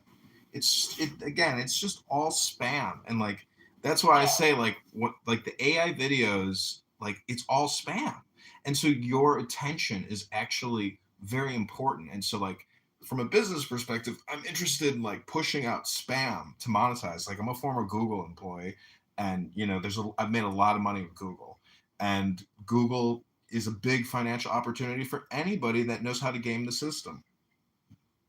How old are you, if you don't mind me asking? I'm 43. Oh, okay. Yeah, I mean, it's all about scamming the system. Like, for example, okay, so last guy I dated was somebody in Miami, and I was living in my place on the beach, and then he was in Palm Beach. I think he might be the new Epstein, to be honest, because Epstein was the biggest scammer in history. And our second date, so like the first date, we went to the Satai, like whatever, like it was just dinner and it was fine. And then the second date, we went to the Rolex Open, which is like, it's in Wellington. It's a horse show jumping event because I grew up riding horses. And I mean, he fake scammed his way in, and it's like, you always target the weakest link in the wealthiest families. So for him, and he introduced me to the Gates family there. So Niall is Bill Gates' son-in-law, and he introduced me to them. Niall's the weakest link because first of all, he's from Egypt, and I saw, like, I mean, we were like sitting on the couch together, and I would see their text exchanges, and like, Niall is scared for his life because Niall he's trying to get out of that family. And it's just crazy how, like, I don't know. I like to do things ethically. I don't like to research people and target the weakest link. And he faked being like a polo player, my ex did. And I saw his photos. I never actually saw him play polo, but I saw his photos of him, like, riding horses. And I've ridden for 30 years. You're not a polo player. Like, you have, like, maybe you rode a horse one time and did, like, a polo class, but, like, no. It's so ridiculous. But, I mean, that's literally everyone in our government. That is how you get to the top. You become, like, a con artist, essentially. And everybody's an insider trader. And, oh, my God. Everybody's a little rich person I've ever been involved with. They're an insider trader with Ferrari and Mountain Valley Water. Mountain Valley Water needs to be investigated because they have the highest level of arsenic out of every single bottle of water. It's so bizarre. Do you think Fiji water really comes from Fiji? Hell no. Wait, that's so funny because I'm literally drinking Fiji right now. I mean, read the back of it. They really claim that it comes from Fijian aquifers. It says, in Fiji, tropical rain slowly filters through ancient volcanic rock before collecting in a sustainable aquifer deep within the earth. Along the way, the water gathers in the vital minerals that give Fiji its signature soft, smooth taste and the naturally occurring electrolytes that are significantly higher than other brands bottled at the source. Natural pressure. Yeah, I mean, this is all fucking bullshit. That's so funny. I literally have it in my hand. See, I think it's like they put it in the past tense or something, and like they rebranded it because like maybe it really did come from Fiji, but then when the private equity firm bought it out, they changed the wording to describe the natural beauty as opposed to saying that this product actually comes from Fiji, which would be impossible. How the fuck would you transport all that water across the Pacific? It's so stupid. It's funny though. And I mean, Mountain Valley Water, like, a lot of rich people, like, and then also, this is interesting. This is an interesting fact. And this can't be repeated, but, like, okay, so Nestle Bike, right? Like, Nestle, the chocolate company, like, the Bike family owns it. And they have a plant in Bloomington. The granddaughter of the person is, all of a sudden, she randomly brings a horse that she doesn't even really ride to my parents' house and names it Hershey. And she always just like wants to go to dinner with my mom and like hang out, and like they're also one of the biggest investors in Mountain Valley Water. And since I started speaking out about Mountain Valley Water and doing research on it, like then one of the biggest investors is randomly going to bring their horse to my parents' house. That's weird. Wouldn't it be funny? Would it be funny? Well, see, this is like an art project where I would call it like, Chicago Water Bottling Company or something. And you literally, you just bottle water out of your own tap. But it's all just like a marketing promotion. Like, I wanted to start a vodka company one time and I called it like Soviet Vodka. And I was going to get girls to dress up like Soviet soldiers and do a photo shoot. So I found out how much it is to buy a wholesale bottle of vodka and have it labeled. It's $4 out of Wisconsin from vodka manufacturers. But I never went through with it. But it would have been a fun project. But to actually sell to a bar, etc., it's like very difficult to say, hey, here, try my Soviet vodka. Like nobody's gonna fucking buy that shit because they know it's all just $4 a bottle. Whatever label you slap on it, that shit's $4 a bottle. I mean, you could definitely do like a big like advertising campaign though with that. I feel like that would go pretty far. Yeah. That would be actually kind of funny. But why Soviet? Just because like there's Stolichnaya vodka, and like if you look at the communist photos of like the communist founders of Russia or whatever the fuck it is, the writer or whatever. Karl Marx, etc. Like it's just like very artsy kind of photos with like a very specific style, and like I thought it would just like look cool on a vodka bottle or something, Yeah, I mean I don't really drink, so I don't know. I don't really know much about that industry, but I do know a lot of people in the industry and like the cannabis industry as well, which this is also insane. So I was approached when I was walking down the street by a random guy. And this happened, this happened in September in Chicago. And he was like hitting on me. And then he's like, hey, my family owns, he was Saudi. He's like, hey, my family owns like a bunch of cannabis shops. Do you want to like be a lobbyist at the NCSL conference in DC? And so the NCSL conference was primarily it was cannabis and AI focused because they had to go down to I've smoked weed one time in my life when I was 14, like THC 3. So that's 3% THC in cannabis. And I went to the NCSL conference in Chicago, and I just got weird vibes. But like, how are you literally just gonna approach a random stranger on the street and be like, well, his first words were like, where are you from? You don't look like you live here. Because, I mean, I'm tall and tan and blonde, whatever the fuck. But, like, it was weird. I don't know. Wait, did I mention? This is also weird. Wait, let me show you this. Did I mention the Muslim Arabic prayer mat that I got in the mail yesterday? And nobody knows where I live? Look at this. Look at this. This is crazy. I'm going to FaceTime you for a second. This is wild. I mean, don't look at my face because... This isn't... I'm not on an iPhone. This is a Motorola. Oh, shit. Okay, I'll just send you a photo then. But I just contoured my face with, like, spray tan, so I look orange. But it doesn't even... Okay, first of all, it doesn't have my name on it. It says Veronica. Oh, my God, actually. It is so weird.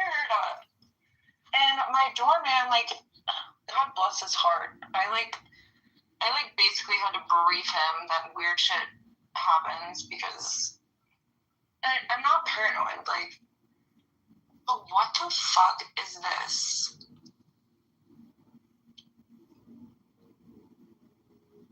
So weird.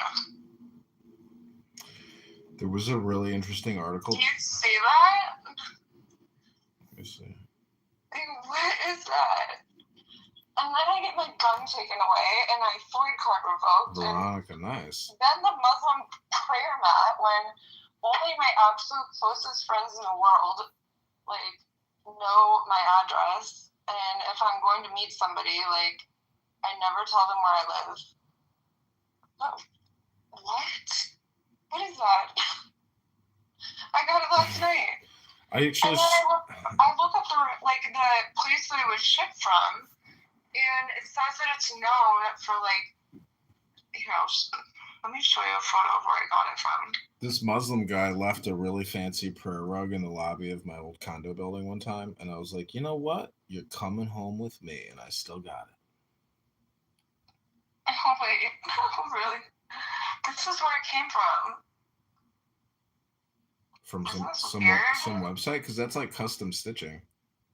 So it's Franklin Park, Illinois, 1055 Sesame Street. Like, I should work, you know what, get cashed out. I should work for the fucking FBI at this point. I find everything out.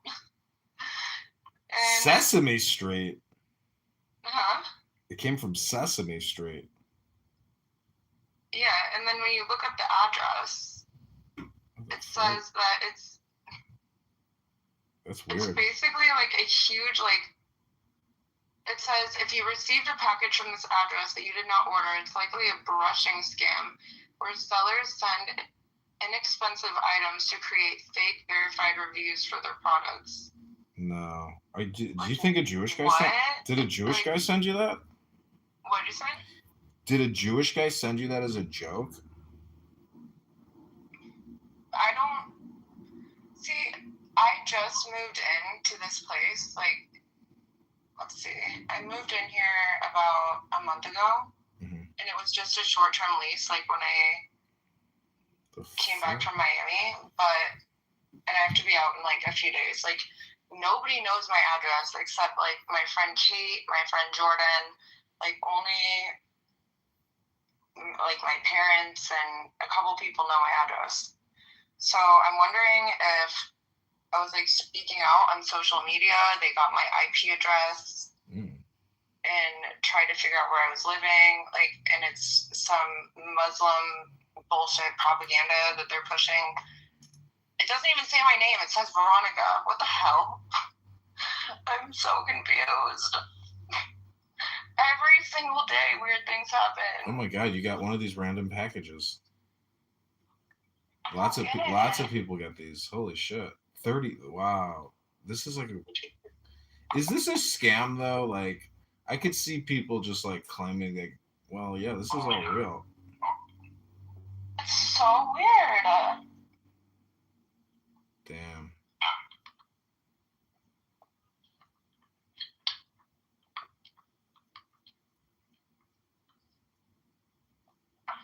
I'm so sick of this. I don't even know. Like It's a big it's like warehouse. every day there's something new, and then That place and is then empty. My laptop got stolen. My brother's laptop got stolen, and then my dad's laptop got stolen, and they tracked it. And The place is empty, by the way. 1055 Sesame is an empty warehouse. what the fuck? Yeah, and then my dad's laptop recently got stolen, and Oh my god. it had like a bunch of like important, I don't know, like personal documents that were not backed up, and he tracked it. And this is what's really weird is that my neighbor, so our cameras, my parents' driveway, it got stolen when I was at my parents' house, and it was right around the time that the two PIs showed up back to back. And their driveway is like a half mile long in the middle of nowhere, and my dad had like a tracking device on his laptop, and my neighbor, his name is Jimmy, he said that he saw a woman walking out that looked like me with the laptop at 3 o'clock in the morning, and it tracked because like it did disappear according to my dad's like tracking at 3 o'clock in the morning. But why did she look like me? Like, this is like some kind of international scam.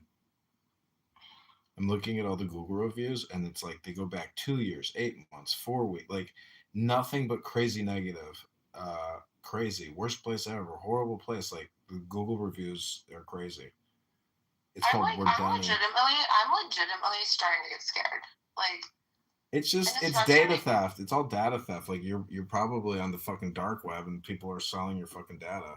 No, I'm not. I'm not on the dark web ever. Like I'm rarely on my phone. Yeah, like, but why would you get a package from this like Sesame Street place? I just looked at the I have no idea, and I have never ordered. Like I said, I moved in here a month ago. Oh, it says Veronica. It doesn't even say Victoria.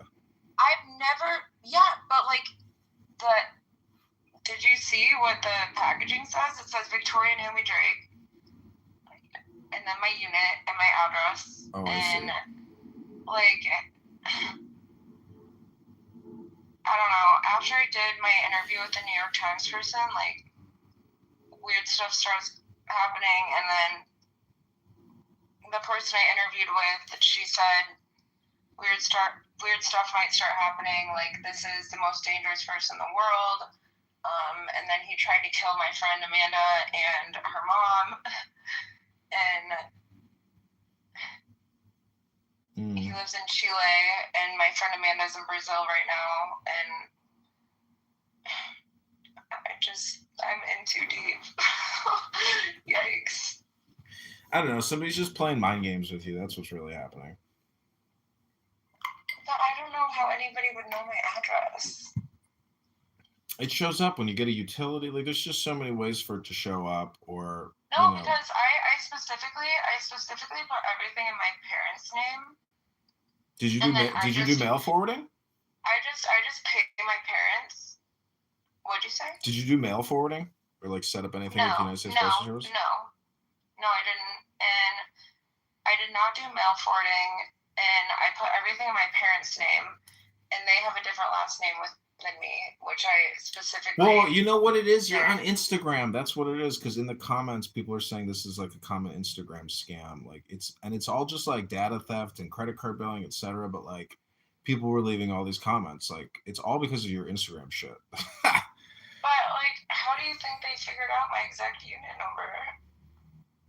I can only tell you somehow they probably it's a data leak and a hack out of Instagram. No, but then like tell me why the guy comes in like when I'm like laying in bed in the morning, like 8 o'clock, and is like, I'm gonna kill you and your entire family, and like has a gun, and he's like, I have a sawed-off shotgun, like I'm an ex-drug dealer, like I know people that will kill everyone and your family, like. Are you sure? Well, I don't know what to say. Like that's a different issue. Like in terms of like the packaging. It's just all this weird stuff has been happening since I started speaking about politics, and like.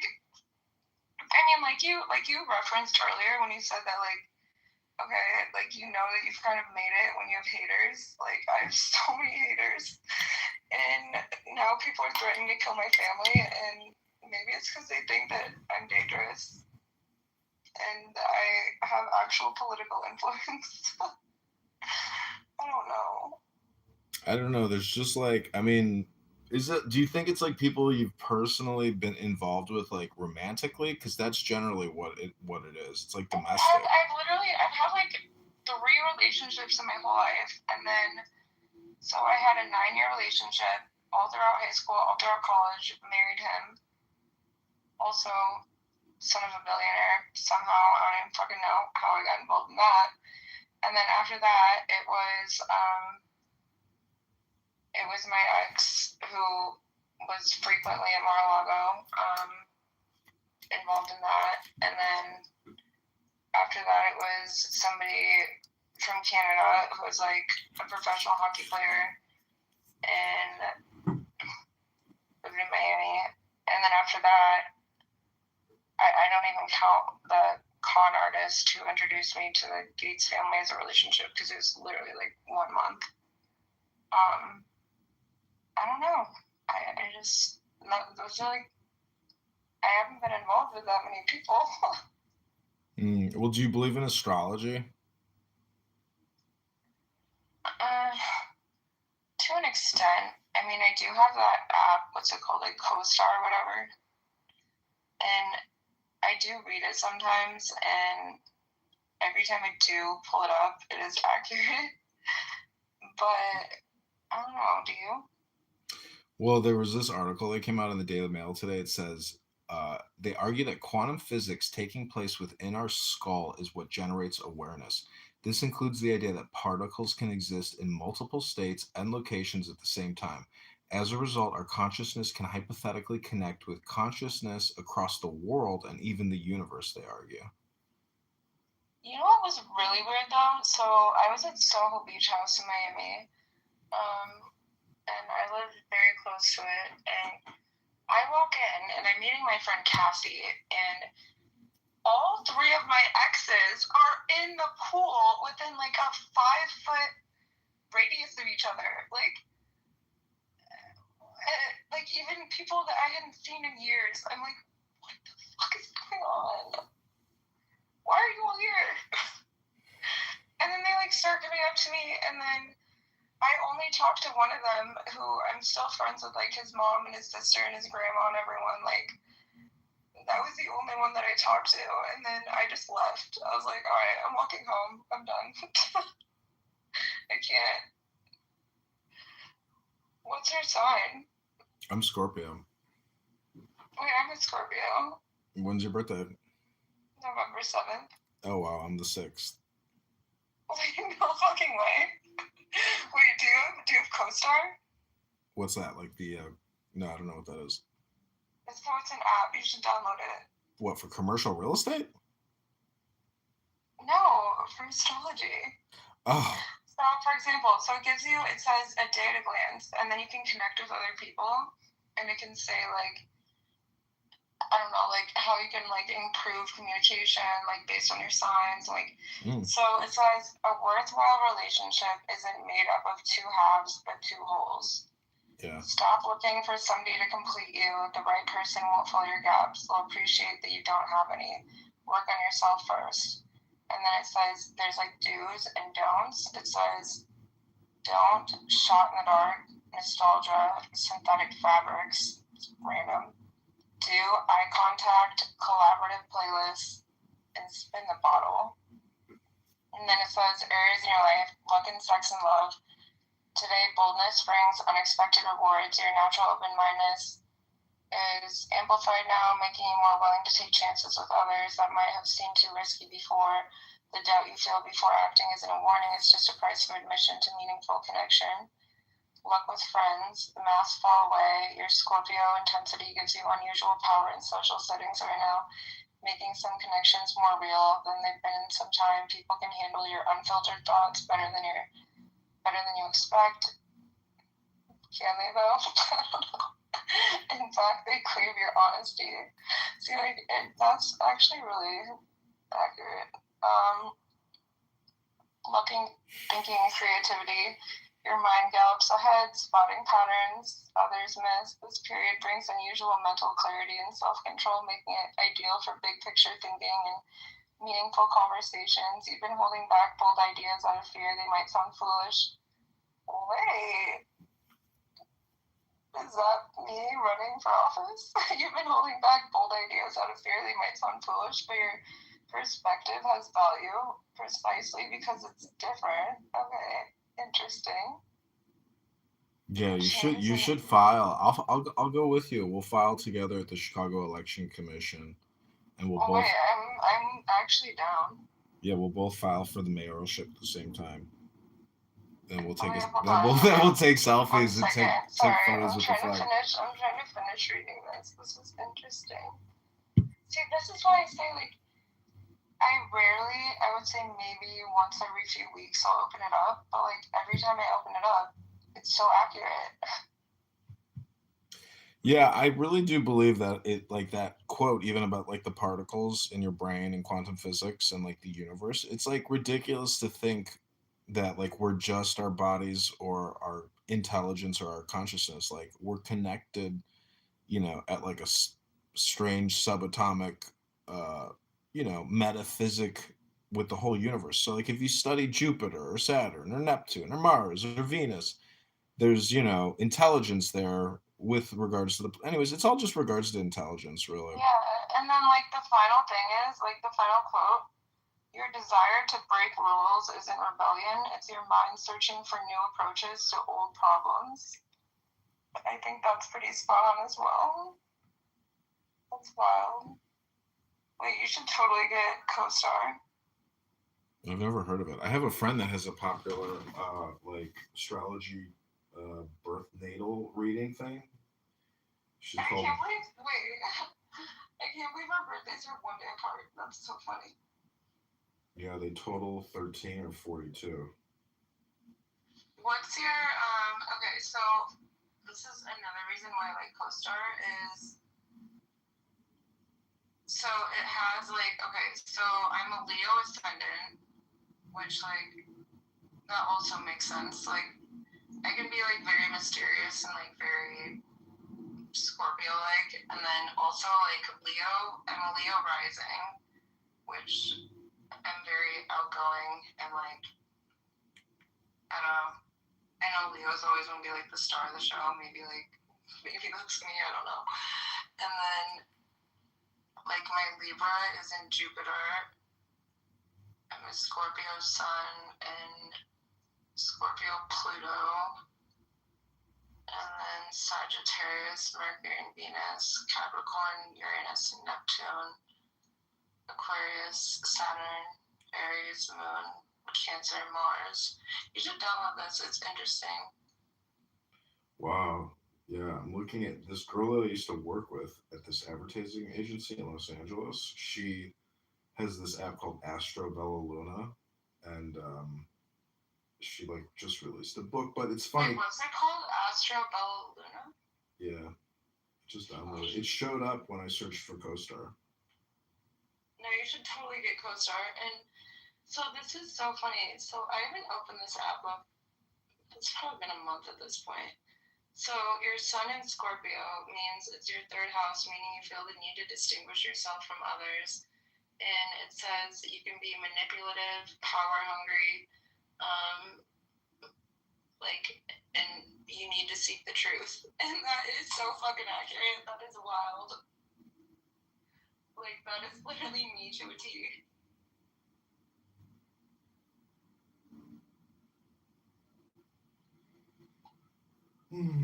Well, I like doing yoga because it's amazing. Like I've been doing yoga for many years, and there's like a balance that like you can achieve, and like you can like almost recognize it. And so like even I was on the treadmill today, and I was like thinking about like that, like moment of like total balance, and I don't know, it kind of just like it kind of works for everything. Do you do hot yoga? No, not really. I haven't been to hot yoga in a couple of I years. I love hot yoga. It's like my Yeah, favorite workout. I love it too. I mean, I sit in the sauna. The gym I go to's got a big sauna, big steam room, so like I like stretching in there too. But Yeah. I used to do Bikram in Lincoln Park, and that was intense. And I was in really, I think I was in really good shape at that point. I must have been because I came out of the army and military academy, and so yeah, I was doing like really intense Bikram. But there were times where I even had to like stop and like go to child's pose to just like not pass out because it was too intense. Yeah, I love yoga. I used to. I don't. So I haven't done it in like a couple months. I haven't done it since I was in Miami last, but I would do it every single night and then every single morning at East Bank. It's fun. Yeah, I've never done it at EBC, but I like that place. I used to go there with my friends, whose father was a successful real estate attorney and developer, and we used to play basketball with the Bulls, and but just the locker room and the gym, it was just like wow, like oh, can we just live here? It was amazing. They did. I was there recently. I'm not a member right now. I need to. I'm probably going to become a new member now that I'm back in Chicago. But Do you have a workout room in your building? what'd you say? Do you have a workout room in your building? Yeah, I have a gym. Oh my god, don't join EBC. Like it's so crazy if you already have like a workout room in your I building. mean, it's $280 a month. Like it's not like it's outrageous. Yeah, I just look at it as like a time thing, but I mean, if you're close by, it's like, I mean, yeah, I am pretty close by. I could walk there. yeah, it's probably worth it then. I mean, it's like being at a country club for Yeah. $280 a No, month. I So would go there, and then me and two of my friends, we would do hot yoga every single morning at 7, and then we would like just work there all day because they did a renovation and they have like all these business rooms now, and so then like work there all day and then do some cardio in between and then do hot yoga at night. Like it was fun. have you ever been to the Union League downtown? No, I haven't. They have like a private member library in there, which is really dope. But they have what's called like the rooms, and it's all tied to like societies within the Union League. So they have like a very strange room called the Little Boy Room, and it's nothing but like pictures of little boys all over the room. It's That is so fucking like pedophilia. Like what? I've been in there. I've seen it. Like I wouldn't really describe it as pedophilic. It's actually like very art. It's like probably like I mean, it's like an antique artwork room at this point because it's probably from the 20s.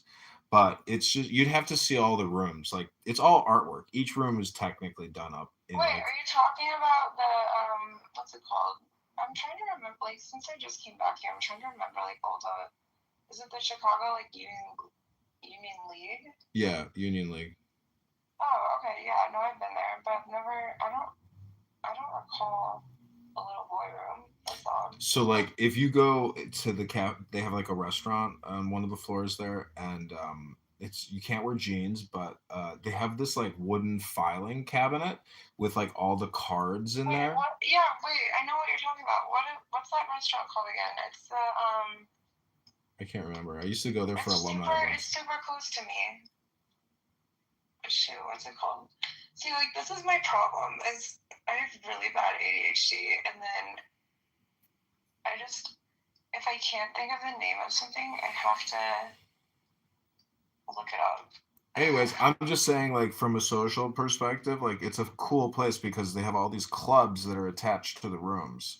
So Yeah. like, yeah, it's just a social club. I'm just saying it's a cool. If you got money and you're in the area, like it's a cool thing to participate in.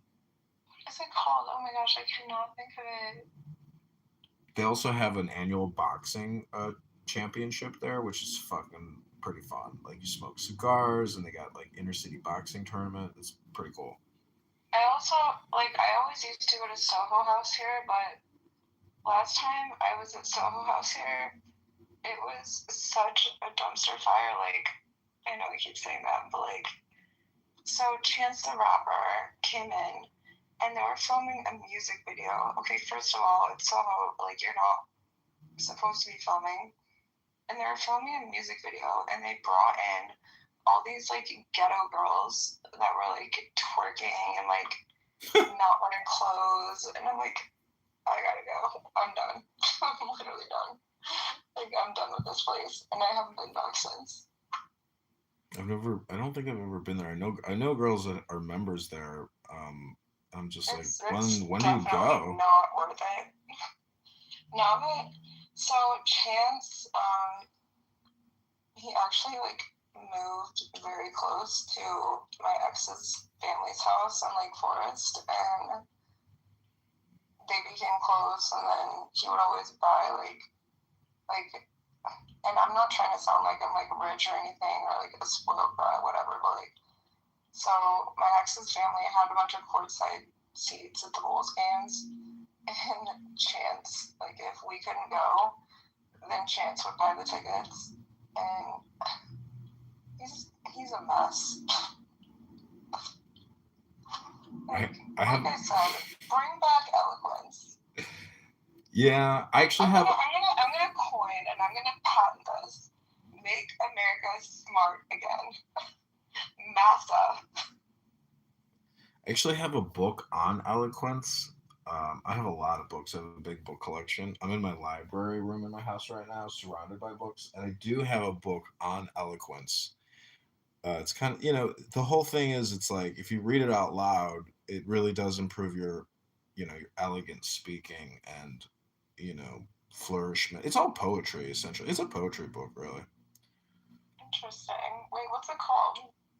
I believe it's called On the Art of... I love reading. I listen to audiobooks all the time. When I'm just even when I'm working out or just going for a walk, I listen to books. And I mean, I read hardcovers too, but I think it's called On the Art of Elegance and Eloquence, something to that extent. It would take... I would never be able to find it, but it's somewhere around here. Oh, wait, I'm gonna Google it. Maybe The Art of Eloquence. Wait, I think I know what you're talking about. Wait, I might have read this. It's a little bit it's called The Art of Eloquence. My grandma made me read it because. Okay, wait, I know what you're talking about. It was so funny.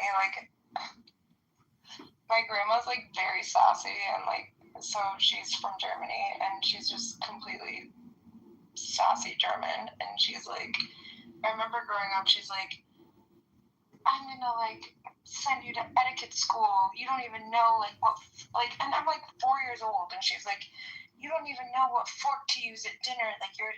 You work from the outside in and all this other stuff, and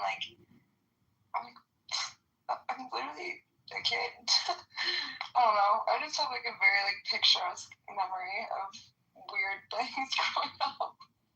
It was always a threat to send me to etiquette school and my brother. And I'm I think I turned out okay.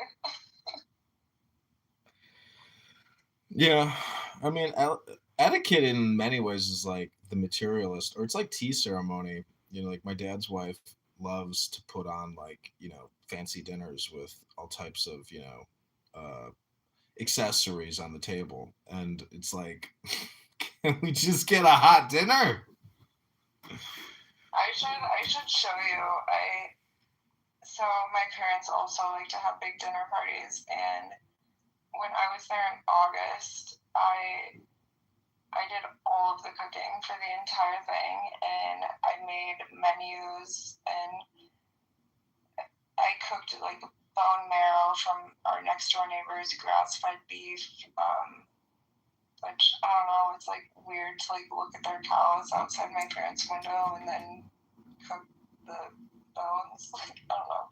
So I made bone marrow and truffle risotto, and then lemon chicken and lamb chops and tomato salad and all this other stuff. Like, but yeah, I don't know.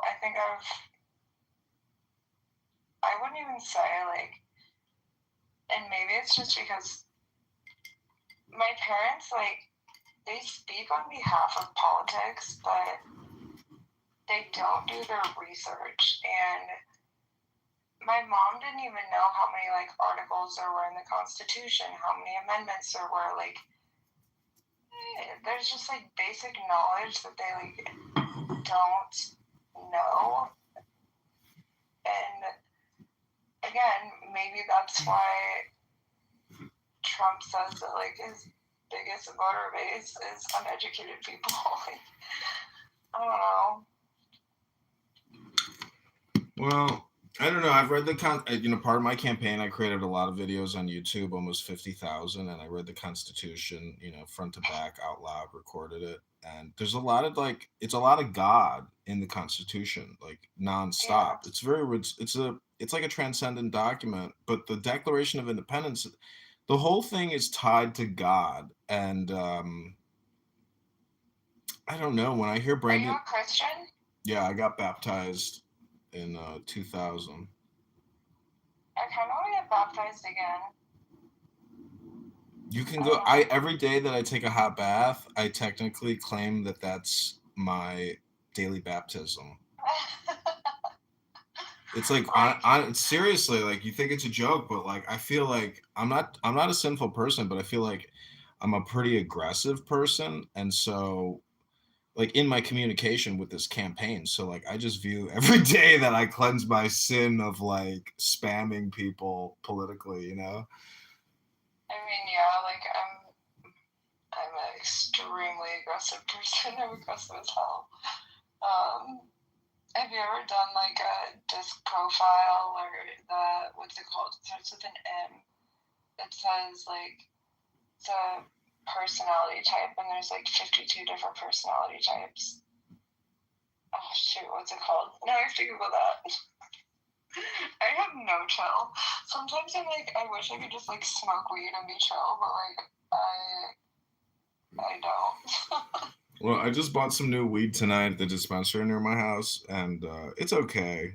It's a good brand, but I'm not like really that satisfied with it. It's not the greatest, but weed is weed. It gets. I'm allergic to weed. I only smoked one time when I was 14, and my dad, when I was 13, was like, hey, now that you're like a teenager, like I want to tell you that a weed allergy like is like hereditary in our family. I didn't believe him. I smoked weed and I got blue lips. I had to go to the hospital, and then I got an allergy test done, and where they like prick your back, and yeah, I'm very allergic. Like I literally, even if somebody's like smoking within like a 15-foot radius of me, like I get high. Have you ever smoked a cigarette? Oh my god, funny story. So, okay, I vape all the time, which I know is horrible, but that didn't start until I bought my place in Miami. But like, my first cigarette I ever smoked, I'm trying to remember, I think I was 17, and it was me and all my friends, and like my parents have like, so there's 5 dormers on our house, right? And so like, it's a relatively flat roof, like right when you exit the dormer, and so we would climb out my window, and there was a bunch of leaves in the gutters, and so we had the window open, and me and all my friends were out there smoking cigarettes for the first time, and then I heard my parents, like I heard somebody like knocking on the door, like trying to walk in, and we all threw our cigarettes in the gutter and caught all the leaves on fire. Oh my god, it was so bad. It was awful. And my parents actually never like walked in the room, but then I had like a tub that I had like a bunch of jewelry stored in, and I took it to the bathroom, and I just like was running back and forth with water, like trying to put the fire out. It was really embarrassing. I had a friend who burned his girlfriend's house to the ground by falling asleep smoking a cigarette. Wait, are you serious? Yeah, he burned the whole house. This is what he claims, but I'm like, look, I'm like, are you telling me the truth? Like, are you telling me? He's like, yeah, man, I smoked a cigarette on the couch. I fell asleep, and the whole place started on fire. I was like, are you telling me the truth? Like, you didn't burn the place down intentionally? He's like, no, man. I'm like, wow. I'm like, you know, even to this day, I'm still suspicious. You know, that he didn't just burn the fucking that house sounds down. odd. I mean, okay, so this is also like another weird thing that's happened, and this happened just 6 days ago. So I'm like extremely OCD, and like everything has to be super clean, and so I'm taking like a Lysol, what's it called? I think Lysol, Clorox, wipe, whatever it is, to like the handles on my stove, and I have a gas stove, and apparently they're very like, I don't know, they move easily. And so apparently right before I went to sleep, I turned the gas on. I wake up in the middle of the night to my maintenance man shaking me awake, and it's like, your fire alarm was not going off loud enough. I'm going to replace the batteries. Your kitchen is on fire. And I'm like, holy shit, you saved my life. Like, I was so scared. Like, I'm like, when you just like first open your eyes and like with everything else weird that's going on like in my life right now, like having a man standing above you, but it was the same maintenance guy in my building that, oh my god, I just sent you this video. So I was blow drying my hair and I accidentally dropped. Sorry, I have like extreme ADHD. Like I just like go like all over the place. But I was blow drying my hair and vaping, and I accidentally like my vape fell off my countertop and fell into my toilet, and it like went all the way down. And my maintenance guy, it was the same maintenance guy that shook me awake, but he had to literally take my toilet off the base and like, I don't even know what he did, but he like sucked it out of like the plumbing, and then he like put my toilet back on in my bathroom. It was so bizarre. And Yeah. yeah, it was something. I should actually send you the video. It's kind of funny. But like, I know vaping is so trashy, but I still do it.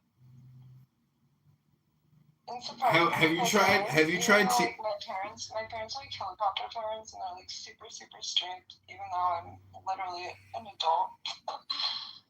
And they're like, oh yeah, nicotine stimulates the brain, so I have no problem with you vaping. Have you tried a cannabis vape? I just stay away from weed, honestly. Like, I know that weed, like, a lot of people technically, like, don't think that it's, like, a drug, you know? But, No, like, it's a chemical additive to the brain. I mean, it's totally a drug. I just try to stay away from everything. Yeah, but my point. Related. But my point is, you're vaping. It's a drug. What are you talking about? Okay, but it's nicotine. It's not a cannabis vape. It's just nicotine. I know, but my argument is that like whether it's nicotine I or know it's not super healthy, but I've only been doing it for like a year and a half, and I'm gonna quit soon. But well, really one way to consider quitting is actually, I don't know. It's just like a theory. Like, how do you stop smoking? Like, I have books and CDs on how to stop smoking, hypnosis. You know, it's like hypnosis CDs and books. And if you actually, Wait, were you a cigarette smoker? no, I just have a lot of books, and I smoke weed, but you know, I'm still interested in like, you know, how do you essentially deprogram yourself from smoking? You have to find content to essentially override your tendencies, you know. Yeah. So, anyways, it's just like I have multiple books on you know, smoking cessation hypnosis. I think it's almost with vaping. It's like a hand to mouth like fixation, and they in the city of Chicago, they removed which I do think is good. They removed the sale of every single, like, you can't buy a vape anymore, basically. But I have my ways. I have too many connections in the city, so. Yeah, I see shops get shut down all the time. They'll keep them behind the counter. Yep. And then, yeah. Yeah, there's a place in I've seen, right in Streeterville. My friend used to buy his little vapes. It's so pathetic that they have to that they can't exhibit it, but you have to ask. And I don't even know what the product is, but yeah, there are people that just it is like it's a serious health problem. Like it's very taxing on the body. It's microparticulate. It's not like you're burning a bush. A bush is a little more natural. You're actually like heating a fluid, and creating a microparticulate and penetrating the lungs to get the buzz from it. So I mean, trust me, I know it's bad, but like if that's the only like bad habit that I have, then whatever. It's fine. Well, part of meditation and yoga is breathing. And so like I always remind people, like I've done a lot of interviews and I say, if there's one thing that I could communicate with you in this interview, it's that taking the deepest breath of the day, let's take the deepest breath of the day. And it's kind of a funny thing to just like throw into a conversation, but I do it all the time. So just take the deepest breath of the day and hold it for 10 seconds. So what you can buy though, like you can buy non-nicotine vapes, like in order to stop vaping in general. And maybe I should do that. I don't know. Well, what you're doing, my theory is that every cigarette smoker is technically trying to take the deepest breath of the day. So if you start doing more awareness breathing throughout the day, where like even prior to a puff on your vape, you say, okay, before I take this puff, I'm going to take the deepest breath of the day. And then afterwards, after you take the hit from the vape, you say, okay, now I'm going to take the deepest breath of the day and actually hold it for 10 seconds. Because when you put pressure on the lungs, you're pushing those, microparticulates into your bloodstream by putting more pressure on your lungs. And so it's just something to think about when you smoke or breathe. I'm literally hitting my vape right now. Yeah, so try after you exhale, try now taking the deepest breath of the day. I've created videos on what's called diaphragmatic breathing using I've done meditation. I'm familiar with like breathing like through your diaphragm and everything like that. But I've created videos on on diaphragmatic breathing plus cannabis, because do you know they used to treat if you, what's it called when you have shortness of breath? I mean, I don't know, shortness of breath. No, what do people take the inhalers for? Asthma. If you have asthma, do you know they used to treat that with tobacco, because tobacco flares open your capillaries on your lung and allows you to take in more I had asthma when I was growing up, but then I started running like 5 miles a day every single day, and I got over it. Anyways, it's just something I read in the news the other day. I was like, oh wow, they used to make people smoke a cigarette if they were having an asthma attack. Well, I think this is interesting, but one of my friends was climbing Mount Everest, and he said that there was a woman that was like so far ahead of him and was just like literally running, like going straight up the mountain, and she was elderly, and he asked his guide, he's like, wait, what's going on? And he was like, oh, I know her, she's done this multiple times, but she smokes, so she smokes cigarettes, and she's used to less oxygen in her lungs. And so that way, like when you're at like a higher altitude, you're essentially like able to cope more with the higher altitude, because obviously there's less oxygen there, and your lungs are already used to like the lesser amount of oxygen, and so then you can go to higher elevations more easily. I don't know, random, but interesting though at the same time. Wait, your friend actually climbed Mount Everest? Yeah. Holy shit. I've met some interesting people. Trust me. It's a very exclusive club. Yeah. I mean, sometimes I wish that I could just like move to a farm and like. So one of my other friends, I'm not gonna say her name, but she was engaged to Brad Garlinghouse, who helps manage like all the. Holy shit! 1 second, I have to. Gloria Allred is scheduling another meeting with me. Oh my god. But so my friend was engaged to Brad. Now I feel like I'm buzzing because I like didn't hit my vape for a while.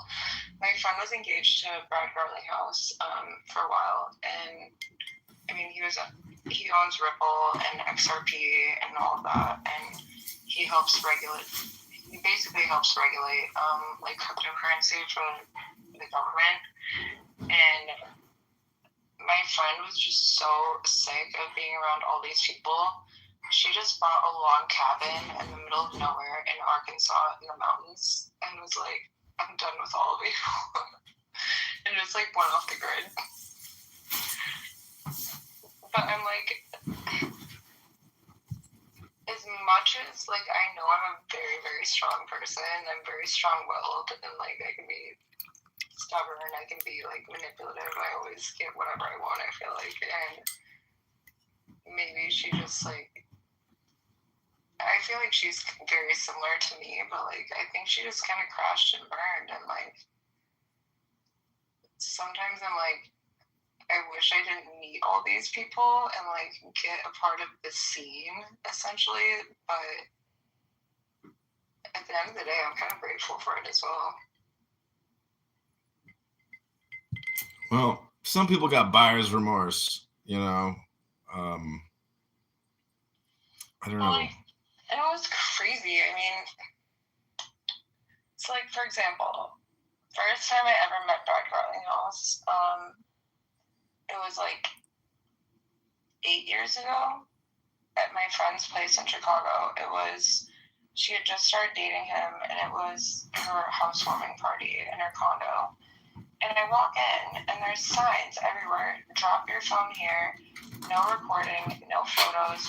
Under investigation by the SEC. And I'm like, what the fuck? So, like, it was just weird. And then she went to Paris one time, like, this was like 5 years ago. She went to Paris, and she calls me at like 1 o'clock in the morning, and she's like, oh my god, I left my door unlocked, can you go check on my house? And it was a house that they had previously like lived in together, but he like essentially like, gave it to her, and this was right after she ended the engagement because he's a total weirdo. And I'm like I keep my circle very close and very small. And so when someone like asks me to do something, even if it's in the middle of the night, I'm gonna go do it. So I dress in all black, I put a hat on, like I pull my hair back so like no one can see who I am. And this is like a very high profile house in downtown Chicago. And I get an Uber and I like kind of brief him on the situation. We pull up and there's just like big black SUVs like lining the street, and I go throughout like I take the Uber and like get a flashlight, and then because I didn't have a flashlight, then I'm like walking through her house with a flashlight, and she's like, can you check for cameras, like can you like see who's there, and like all this other stuff. And like I mean, to the average person this would sound like extreme paranoia, but like when you're like in this deep, it's not paranoia anymore. Like it's ridiculous. And I mean, I don't even know how Brad Garlinghouse is like working for the government right now. I don't even know how he's worth $12 billion. Like he created a smear campaign against the Miami mayor because he thought that my friend was hooking up with the Miami mayor, which I don't even know who the mayor was at that time. That never happened at all. She never cheated on him at all. And so he bought 5 semi-trucks and plastered the mayor's face on the semi-trucks and created a smear campaign. And he never got in trouble for that. Like, I feel like billionaires just, like, they have way too much time on their hands, and,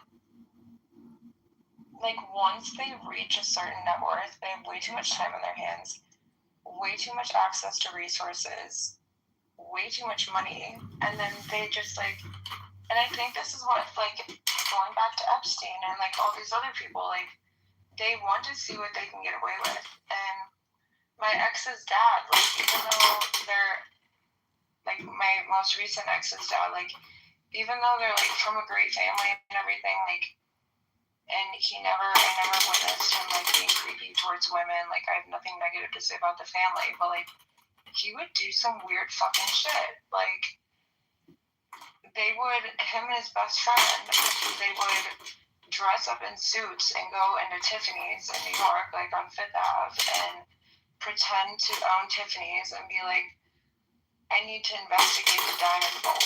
And they would just walk in and, like, just weird behavior like that when they get bored. Like, it should seriously be studied. But also, I think there's, like, and I started doing neurofeedback and brain mapping, and I think it should seriously be studied, like, certain personalities and their, like, just extreme behavior and how it relates to, like, their IQ level and everything else. Like, I know I'm not normal. Like, I'll tell you right now, I'm definitely not normal. Like, and every single person that has, like, so when I did my neurofeedback and brain mapping, they basically put, like, an electrode cap, like, on your head, which sounds weird, but then I got, like, a 13-page report, and they could pinpoint, like, the exact day that, I mean, I got an eating disorder, for example. Like, they could pinpoint when I got like, I fell off a horse and, like, I got a concussion. They could pinpoint that. Like, it is so interesting. And they said I have extreme OCD, one of the highest IQs they've ever seen. And this person in Chicago, he's done, like, I mean, he's had, like, Oprah, and, like, he's had, like, celebrities in there, and for him to say I have, like, one of the highest IQs he's ever seen, like, that's great. But then he's also, like, yeah, extreme ADHD, extreme OCD, like, horrible eating disorder, like, so it's just so interesting to me. I don't know. Well, what do you think about Jesse Jackson dying? Are you heartbroken? Wait, Jesse Jackson? Yeah, the Reverend Martin Luther King's. When? No, I know. When did he die? He died just the other day. Oh, I honestly did not know that. It's news to me. Yeah, he wanted to get a national, honor at, like, the Capitol, like he was MLK or something like that. But Speaker Johnson's like, no, dog, no way, not gonna happen. Yeah, I mean, it's all just fucking clickbait, I'm pretty indifferent about it. It's all just clickbait. That's all it really is. But I met all the media is literally every single, like, Newsmax, CNN, like, Fox. It is all clickbait. Like, oh my god. And then, so I matched with Bill Malugin. He's a Fox News host, and I matched with him on Raya, and we were talking for a little bit. And then, ironically, the person who I told you climbed Mount Everest, he used to date Bill's ex-girlfriend. and then I was like talking to Bill, and then I got together with this guy via like everything is interconnected, and that is what I've noticed is that when you are in a certain social circle of society, everything is connected, like for better, for worse, but it is weird. And so Bill is on a call with I'm trying to remember if it was Dana Farino or Martha. It was Martha McCallum. And so he's on a phone call with her, and they're just like talking about like the importance of getting that little like monkey who was like, I think his name was like Poncho or something. Like, oh, we need to do a story on Poncho. Like, I'm like, there are literally people in the government that were eating babies, and you're just gonna like, you're gonna downplay the media so much that you just want to talk about like a monkey who had like a stuffed animal that he liked. Like, what the fuck? I don't know. I mean, I just like I can't anymore. And you know what's also very interesting is that like both on the right and the left, and I think that the media really does try to divide people. I think we need to stop thinking in terms of right and left. I think we need to start thinking in terms of up and down, like political elitists versus normal people, and how normal people can have like a better life. And so, where was I going with this? I don't know. Sorry, I'm so tired. it sounds like you're running for the mayor of Chicago. No, but it's like, it's like, it's not. It really needs to stop being. There's so many issues that like need to stop being pushed. Like, and the media, what they try to do, and the government is that they want to corral us all into two different areas, right versus left, and that's not how it should be. Like there's several democratic policies that I believe in. Like I'm usually like very far right in terms of policies, but like even the fact that I have to say that and make that differentiation between right and left, like why don't we just like call policy what policy is and just get rid of the right versus the left? And but You can't. That's nature. It's opposites. Right and left is what there is. It's just natural. I know, and like I said earlier, I don't think independence had a chance since 1970. I don't even remember the person's You name. can't run as an okay. So there's an alderman running for Chuy Garcia's congressional seat, and I'm gonna challenge his petitions because there is no fucking way this guy can get 25,000 signatures as an independent within the time span that he has. It's impossible. So there's gonna be widespread fraud, and I'm going to challenge him. I already put it out, and on social media anyways, but like a lot of even like super PACs, right?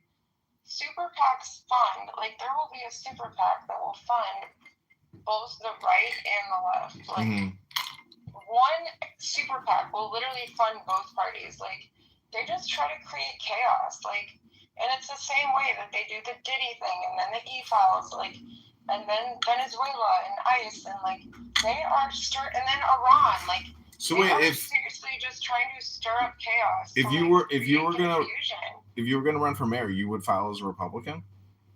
Yeah. Because the other option is libertarian. No, I mean that just wouldn't work. So I would whatever office, and I seriously will become president one day. And like I say, I put my mind to every single thing that I do, and I go 100% in, and I'll be president one day. I know I will. And so I would run on the Republican ticket, and then I would essentially start challenging the status quo and put in more moderate policies and just destroy the system. So like I can play the game. Like it's a game, right? Like everything in life is a game. And I would run as a Republican because a lot of people don't know that I've been like challenging the game. They just see me as like, oh, some socialite that's like been around Mar-a-Lago like all the time. Like, no, I take notes on everything. Like, even when like we were talking earlier, I was taking notes on my laptop. Like, I take notes, I take evidence, I take every single thing. I have so many videos and photos on my phone, and it's just like, you have to, unfortunately, in this day and age, run either on the Democratic ticket, like, or you have to be a Republican. And so I would run Republican because that's who my voter base would be. The Democrats would hate me because they would, look at my social media posts and be like, oh, why are you running for Democrat? Like, you're full of... Well, you could just make that private, create a new public, political campaign, and you could run as a Democrat. No, it's just like, no, because I would have no chance. So, again, you have to play the game, right? Why would you say you have no chance? The whole thing is to get on the ballot. My game would be running for Republican in whatever I do, because just in terms of like who I know, yeah, and but who I associate with. I know, but you like just said in the beginning. I would say 95% of everybody I've ever associated with in my life is a Republican, whether it be at Mar-a-Lago, whether it be in certain social circles, and so. So then just run as a Republican. I'm just asking you because like. No, I absolutely would run as a Republican. That's what I'm saying. But then, like, if I would win, I mean, not if, because I will win, because I know I will. Then I would start instating certain more like moderate or like libertarian policies. But I would absolutely run on a Republican ticket in everything that I do. And then I would kind of like turn it upside down just to fuck with everybody. Well, I don't think anybody has the patience for this, but actually teaching Republican history as like a regular communication, because I went to Abraham Lincoln's tomb when I filed for Congress, and my mother and I did the tour, but my mother talked the ear off of the woman at the front door, and I was so annoyed, but then the woman dropped a gem. She was talking about Republican history and how it didn't just come out of Wisconsin. Like there's this little white shack. It also came out of Michigan. So it's like a Protestant religion, Christian movement, knowing that slavery was, a great sin. So anyways, there's a big history. That, in my opinion, is weaponizing Christianity. The same way that Erica fucking Kirk, I hate her. Oh my gosh. I should tell you. I was trolling her. I was texting her on Charlie's phone and trolling her. The last text I sent her, I should send you a screenshot. It said, fuck you, you fucking sadistic bitch. You killed my friend. Oh no. No, I know it's bad. It was really immature of me. But, I mean, she didn't pull the trigger. You don't got to say that to her. Like, she could also be under tremendous blackmail or something. We all make mistakes, but I've never seen a happier widow. Let's just put it that way. No, but like. There's a lot of, there should be like a history book of like, marriages and divorces that didn't end well. Because there's just so many stories. He took her out of his will, like, right? No, I didn't know that. Yeah, because she was having an affair. Mm. So I did not know her well, but I believe it was with Cabot Phillips. Did you see her pushing her mother around? Her mother's like dying in a wheelchair. Like. Did you see that video? That bitch is fucking evil. She's intense. Like the fact that she even shot the casket, like that shit was intense. Like I screenshotted all that, but like the one of her mother just recently was intense. It was all just, and like, it's like hard for me to talk about, honestly. Like, I've never been the same since that day, but it's just like, Erica is out of fucking control. Like, okay, so first of all, at the memorial, like, I was supposed to go to the memorial with one of my friends, my friend Kurt, who founded Vital Proteins. He was one of my old next door neighbors when I lived in Trump, and I was supposed to go to the memorial with him, and then Candace was going to be there, and then Charlie's parents, and his sister, and Kurt's son grew up with Charlie. They were very close, and we were all going to go together. Candace drops out. Then I'm like, I'm sorry, I can't do it, because I knew it was going to be a MAGA propaganda-filled fucking bullshit shit show, which it was. Who comes out and like, and the way that she wipes her tears, like when she like tries to be like sad about Charlie, like, you killed him, like, bitch, you fucking killed him. Well, she didn't shoot him, you know.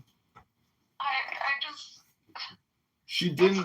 She didn't shoot him. Who has like 7-foot tall sparklers at somebody's memorial? And then the only real person there was Tucker Carlson. And he just met in Israel with fuck, what was his name? He's Israeli UN ambassador. Huckabee. Yeah, he just met with Huckabee. And then he was detained in the airport. Yeah. Like, Tucker's a real one. I love Tucker. Like, I met him many times at Mar-a-Lago. I don't know him, like, super closely, but he's a real one for sure. And I don't know. I think out of all the speeches, like, at Charlie's memorial, Tucker was the only person that was genuine. Everybody else was just fake.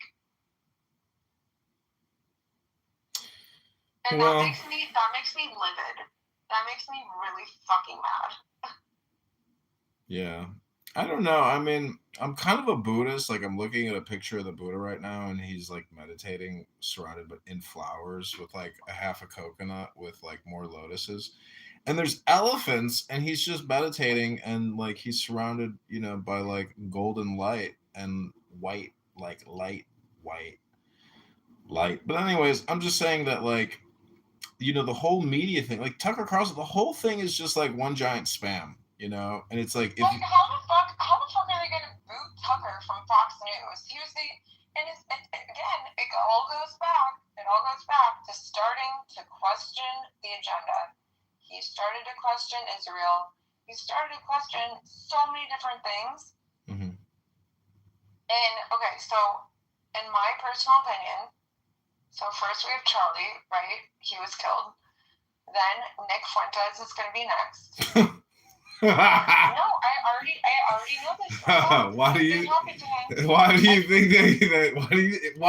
think he's going to get his ass nicked? Why? No. Something happened. I can't talk about it. Something happened to him 4 weeks ago. I can't talk about it though. Nick is going to be next, and then we're probably going to have Tucker. I hope I'm not included in the mix. And like I said earlier, JD Vance. JD is an incredible person, and a lot of people didn't even know who he was, but I knew who he was literally, let's see, when did I first meet him? 2013? And then I read Hillbilly Elegy. I just randomly happened to buy the book in the airport, and I learned more about him.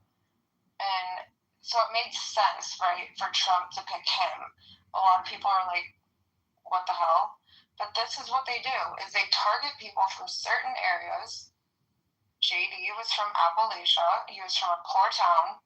And they try to insinuate you, like to do certain things and to say certain things and to attend certain events. And they'll pay for you to go to college. Like, I have literally witnessed firsthand on a fucking private jet where somebody was paying somebody off, I'm not going to use names, to get their daughter a scholarship, a D1 soccer scholarship, or like not a scholarship, I guess, like get D1 soccer in this particular college, and these people just pay everybody off. Like, I fucking can't. And then, yeah, I feel like deep down, JD is just like honestly a very, very good person, and I don't think he can handle political office. I think he's gonna start cracking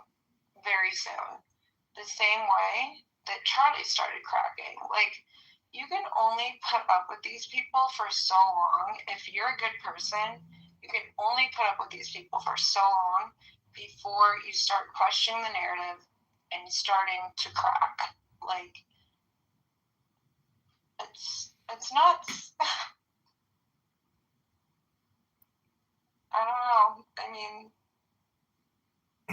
Well, all I know is, I've just seen what happens. Like, you know, Peter Thiel is an elite homosexual billionaire in charge of one of the largest, you know, funds on the I know world. who Peter Thiel is. Yeah, I know. I mean, you know, does he like permanently like wax his body in coconut butter? How does his skin glisten so much?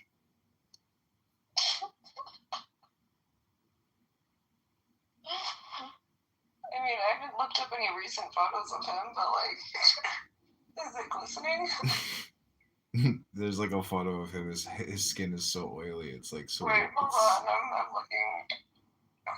I don't know what he does to his skin, but it like looks very strange.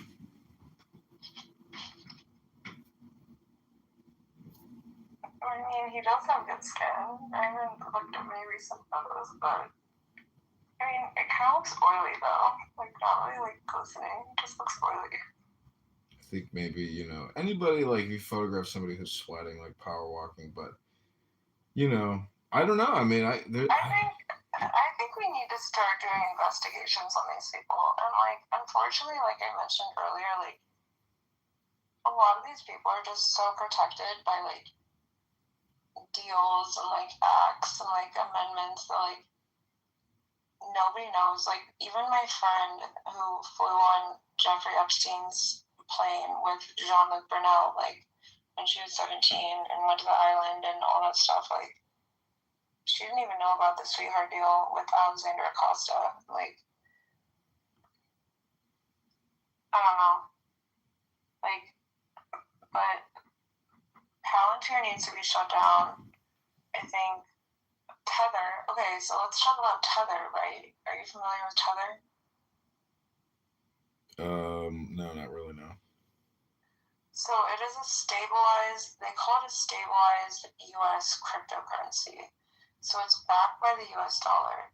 And what they're trying to do is they're trying to go from USD, right, US dollar, to USDC, which is US dollar, like with the cryptocurrency, to USDT, which is US dollar connected to Tether. Mm-hmm. Tether also funded the ballroom destruction on the East Wing, the $400 million ballroom, right? And they're also like, so it's three guys, and like, to me, it just looks like a weird like Ponzi scheme. Like, it doesn't even look like a real company. And they funded the destruction of the ballroom along with Larry Ellison to build the fucking data center that's 5 stories underneath the East Wing, and that's why it is $400 million. Like, you know, I read they're gonna build 5,000 more data centers across the U.S. I'm like, Jesus, like and they're huge. They're huge facilities. It's like, what are they gonna use them for that they can't already do that they're doing? Like, what are they anticipating that they need to build so much, you know, inventory for? Monitoring us. But like, everybody's already. They're starting to roll out. Like electronic IDs, and so they're gonna need to monitor us very closely with that. And then, in terms of, I think really a lot of it has to do with TikTok, like. Maybe, but I don't understand. Like, I just don't. Like, I mean, when China owned TikTok, right? Like, could say whatever I wanted on TikTok. However, tell me why the day that Larry Ellison purchased TikTok, my account was just immediately shut down. I didn't even get a warning. And then I created a new account and I got a warning before I even like went live and was like when I would go live, I would always talk politically. And that was usually my main prompt. And so the day that I got a new account, when my old account was shut down, then I got a warning before I even go live, like before I even have any activity on this account. I haven't even posted anything, like commented on anything, like stop monitoring me. Well, a lot of this stuff is just like automated spam. Like I have accounts that go down all the time, and I have to, recertify with a telephone number, and then they still delete the account. Like it's like whack-a-mole. But I have so many accounts that even if I lose one, it's like I don't give a fuck. I just have so many accounts, but a lot of. I mean, I honestly don't like.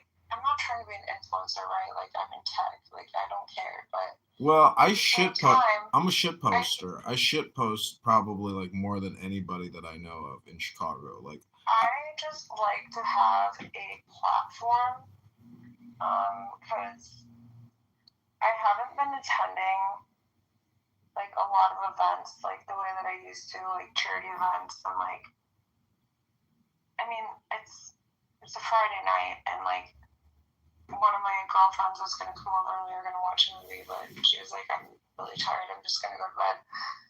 And I'm like chronically I'm scared to go to large scale functions because, I mean, for example, like, again, it's gonna sound crazy, but I was out walking my dog the other day, and right now, so my parents took my dog, and like this was when like everything weird is like going on with my phone, and like Apple's like, go to the police. Okay, what the fuck are the police gonna do with my phone? But I can't get a new phone every 2 weeks. Like that's insane behavior. And then so I'm out walking my dog, and I'm taking him to the dog park, which is like in Lake Shore East, and somebody jumps in front of me and starts taking a bunch of photos of me. Like, I don't feel safe. Like, especially not having a gun. Like, I don't feel safe.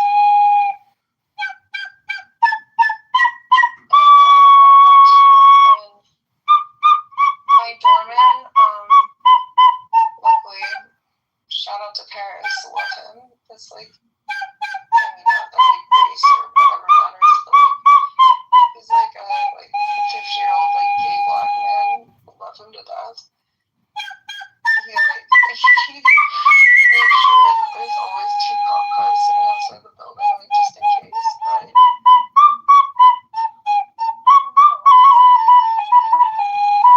I'm just gonna keep speaking my truth, and I don't give a fuck.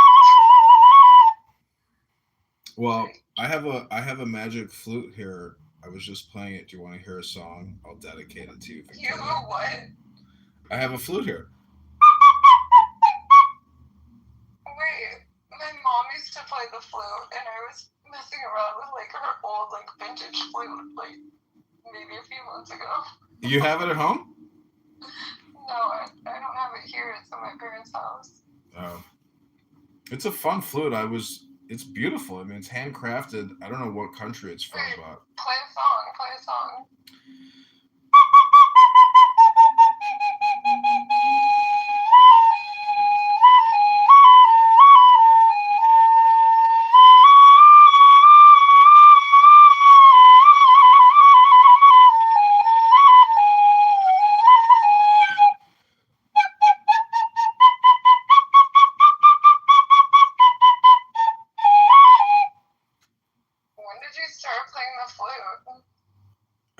I guess when I bought this thing on eBay. When was that?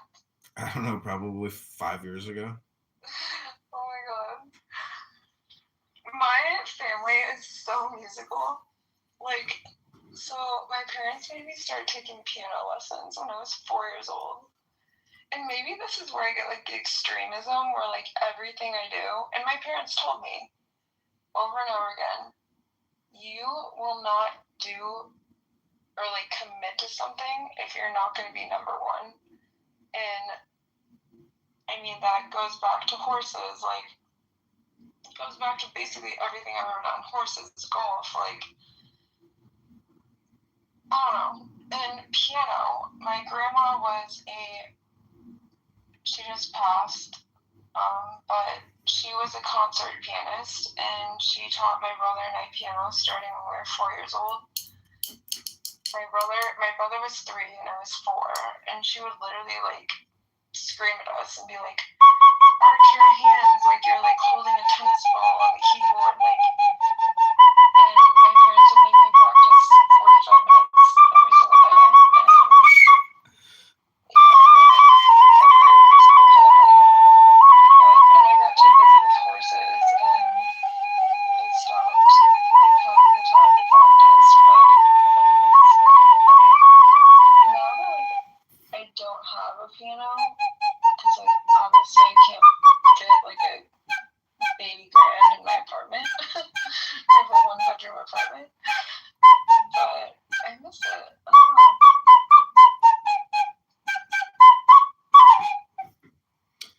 Well, I have a friend who has or had a really big cannabis business, and he loved horses. And him and his wife they loved their horses. They spent so much time and money, and they just really enjoyed that horse lifestyle. Driving up to the canyon in not what's next to Redondo Beach?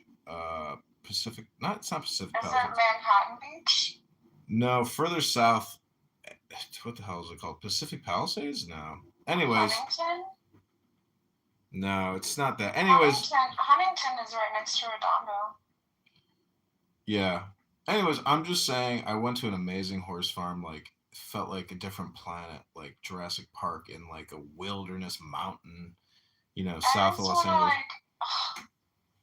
And that's like another thing that like, I mean, I was blessed with like, even though my parents were strict as hell and like pushed, oh my gosh, like they pushed my brother and I to the limit. I mean, I would get like an A- when I was doing Calc when I was literally like 13, like 2 grades above me, and they pushed us so far,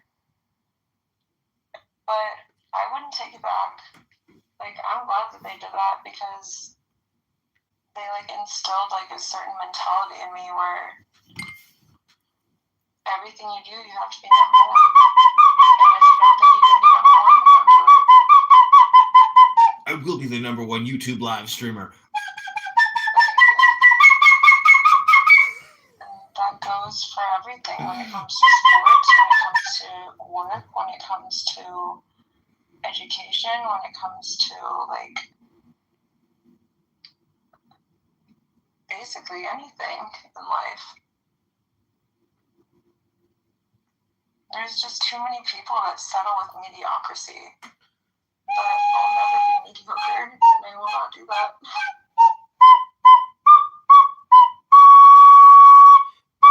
Can you hear me? Yeah, I can hear you. Well, what are you gonna do this weekend?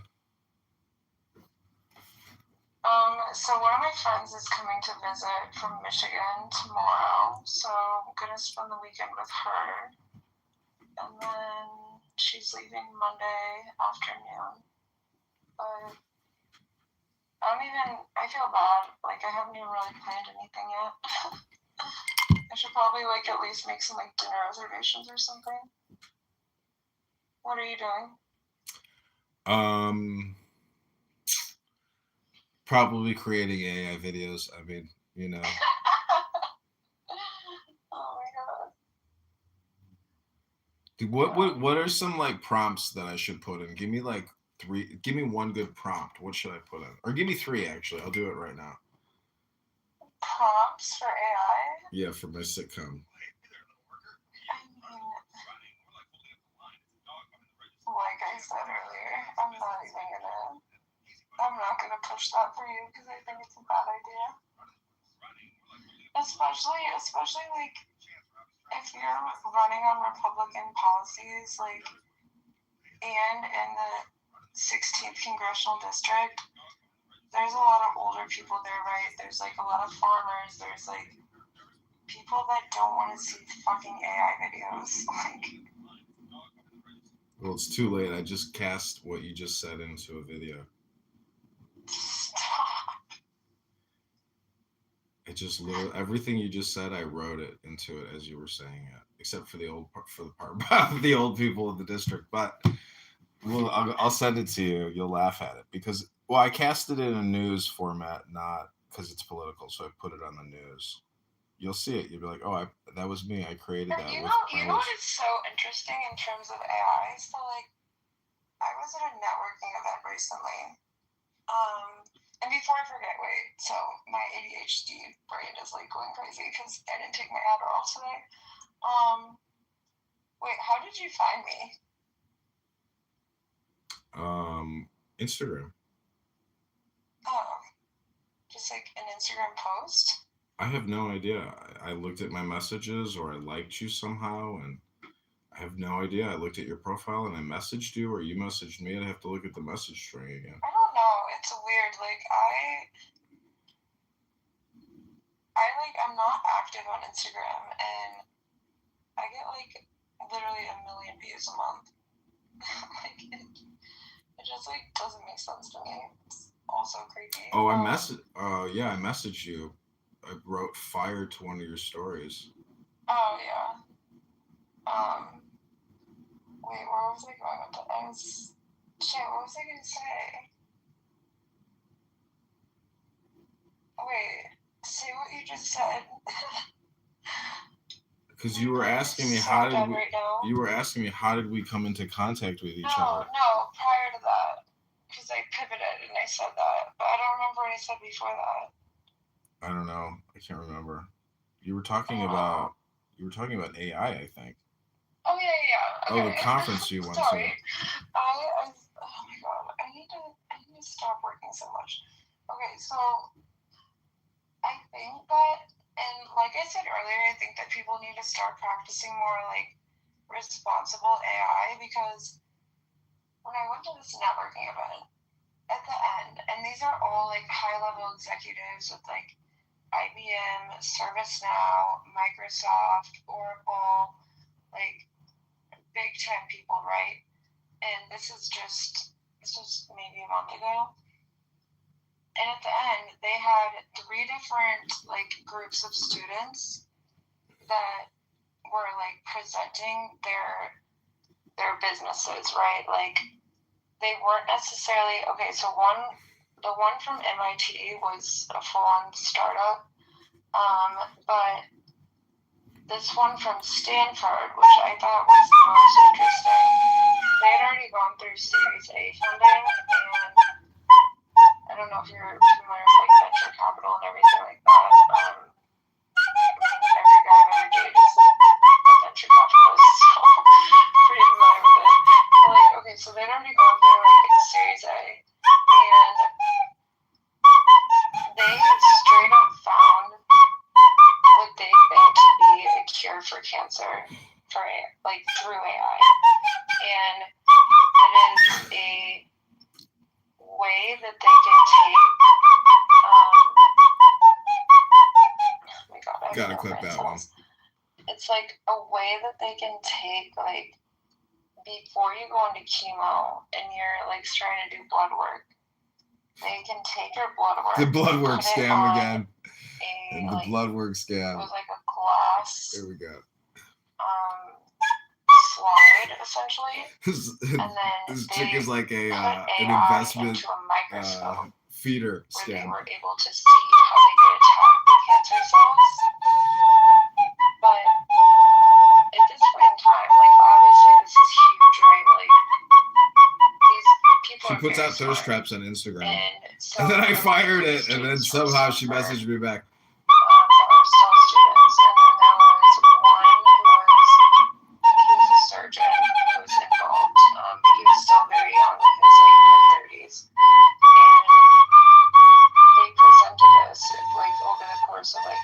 30 minutes. And at this point, like, are you going to sell your company? Like, responsible AI to me is like not selling out to a company like Novartis. My uncle's an executive at Novartis. Novartis is a cancer research company. They're full of shit. I'm just gonna say it. I hate big pharma. I hate people that are trying to keep cancer cures from us in order to support big pharma and fund them and everything else. Like, are you going to get the word out and actually use your word, or are you going to sell off your? Again, it's not necessarily a startup. They only went their Series A, but like, it was just. I hope that they use their work for good. I mean, people are trying to make money, you know? They're trying to, like, sell what they think is proprietary. I know, but like, if you sell to a company like Novartis, then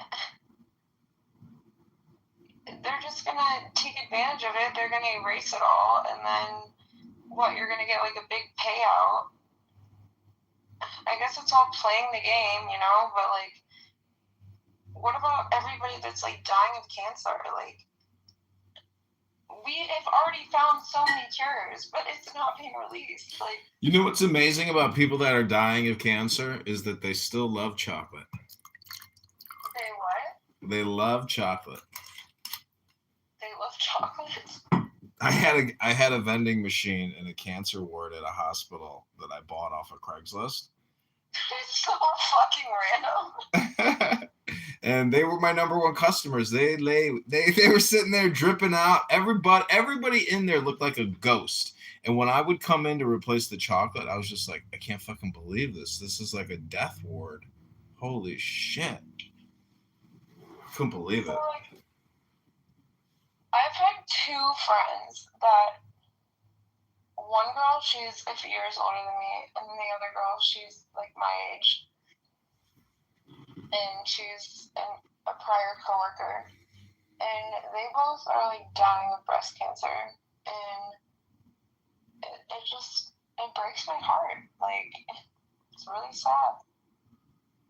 Yeah, I know a girl that had mastectomies, and she's the biggest screamer and yeller. She's so angry. She's so liberal. She's so technical about everything, every word. She's such a know-it-all, and she's just the most angry person.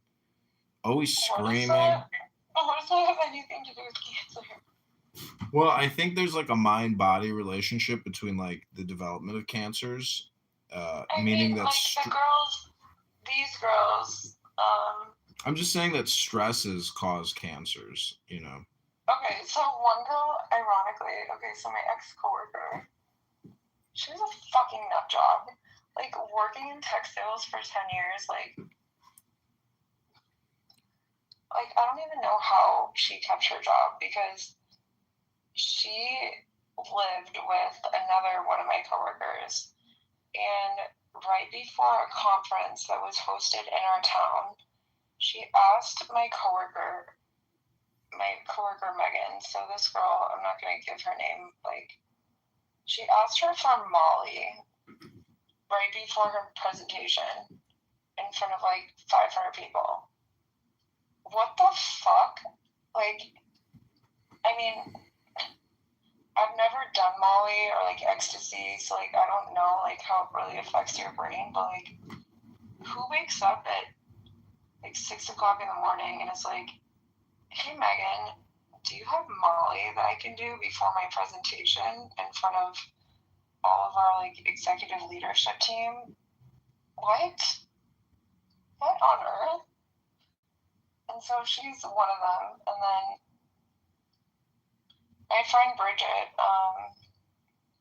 so she's like a big time influencer, and so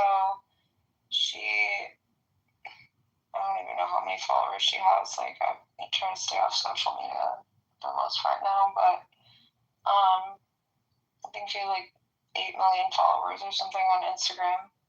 So she is married to Mike Kyoto, who's from Morton, Illinois. And my parents are friends with his parents, but she is a wonderful, wonderful person. And I don't know, so she like rang the bell, so you ring the bell when you're cancer free, but they think it's coming back now, and I don't know, just breaks my heart. Yeah, I watched my aunt and uncle both pass on from cancers, and it's not. It's brutal watching the body, die. But even when the will is so strong, like the personality is so strong in a decaying body, but at the same time, there's like tremendous suffering and anger, a lot of anger and frustration. But also, it's not even just like cancer. Like, we need like healthcare reform. And for example, my grandpa, my mom's dad, had a heart attack when he was only, let's see. So he passed when I was 16. Him and my grandma had my mom when they were young, and they came over from Germany. He was early 60s, and so he passed, and it was because the top heart surgeon, literally the top heart transplant person in the entire United States, who worked at Northwestern Hospital, put his heart transplant in upside down. And to this day, he has the record blood loss. There was an article about it. They're having to handle other people's energy all day. I tried so much, but somebody told me. They said it was like a bathtub full of blood because they put his heart in upside down. Like, are you fucking stupid? They put his heart in upside down. What the fuck? Even my brother. How's that even possible? A lot of these surgeons just go days and days and days without sleep, do a shit ton of cocaine, and like don't even know what they're doing in certain periods of time. Like, how the fuck are you the number one heart transplant surgeon, and you're gonna put the heart in upside down? Somebody said they started a horse breeding farm 124 years ago. So Oh my God. Northwestern, and he's not in medicine at all. Like, that's just like what rich people do, is they get on boards for certain hospitals, like, that way, in case they ever need health. Arabian horses. Arabian horses fucking.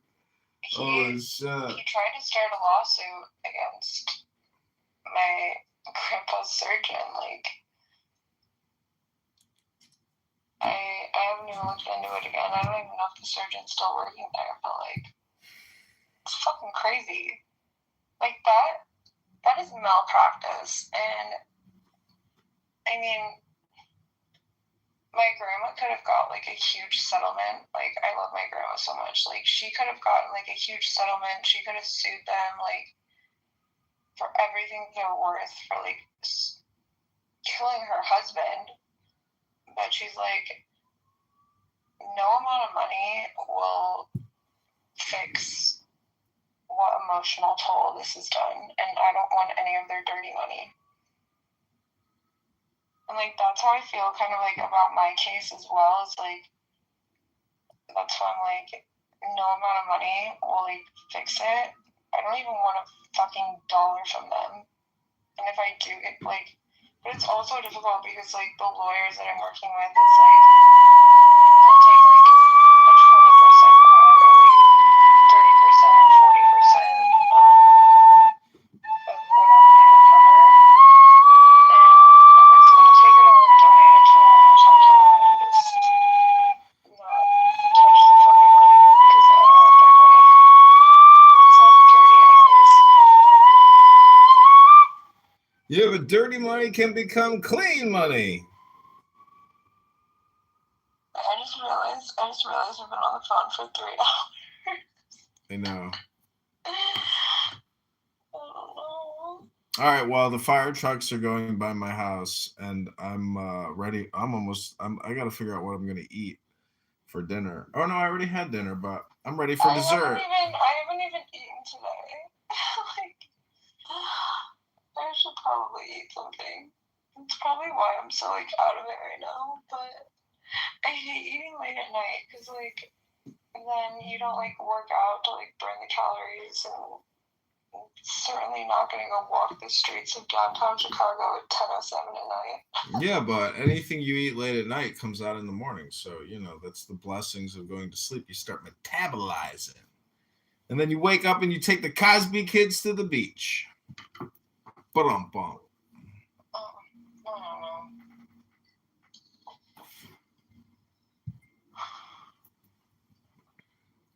I'm going to find a phone charger. You need to find a what? I'm plugging in my phone charger. Oh, my other phone actually just died.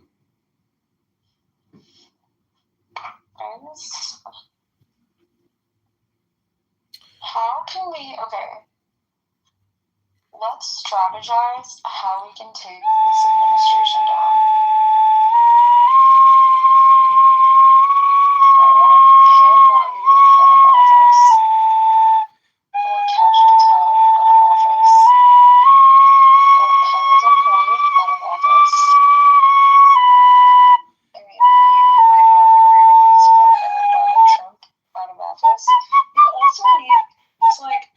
She wants Donald Trump We out were of talking about office. term limits earlier, right? Like, why the fuck is everybody running our country? Why are they in the 80s? Like, you are senile, sir. Go to your nursing home. Like, Well, do you think you're living in the 80s?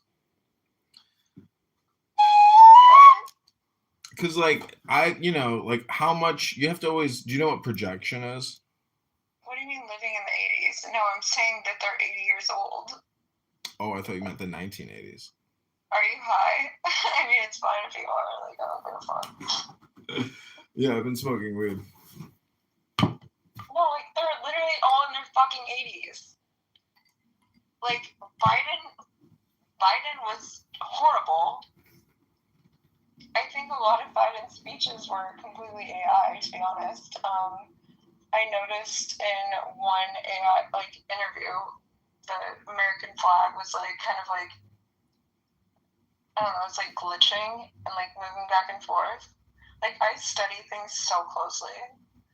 And so first of all, Biden was a mess.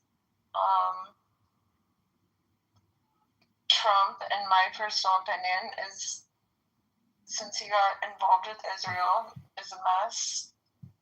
And they're all old as shit. Yeah, but this is the succession of the generations. This is how politics and succession of command goes down in the government. Obama was the youngest president. And, I mean, I know you have to be 35 to run for president, but, so if there is a age restraint on how old you have to be to run for president, so Congress is 25, right? And then to run for presidency is 35. Why the fuck don't we have age limits? Cap it at least 65 or 70.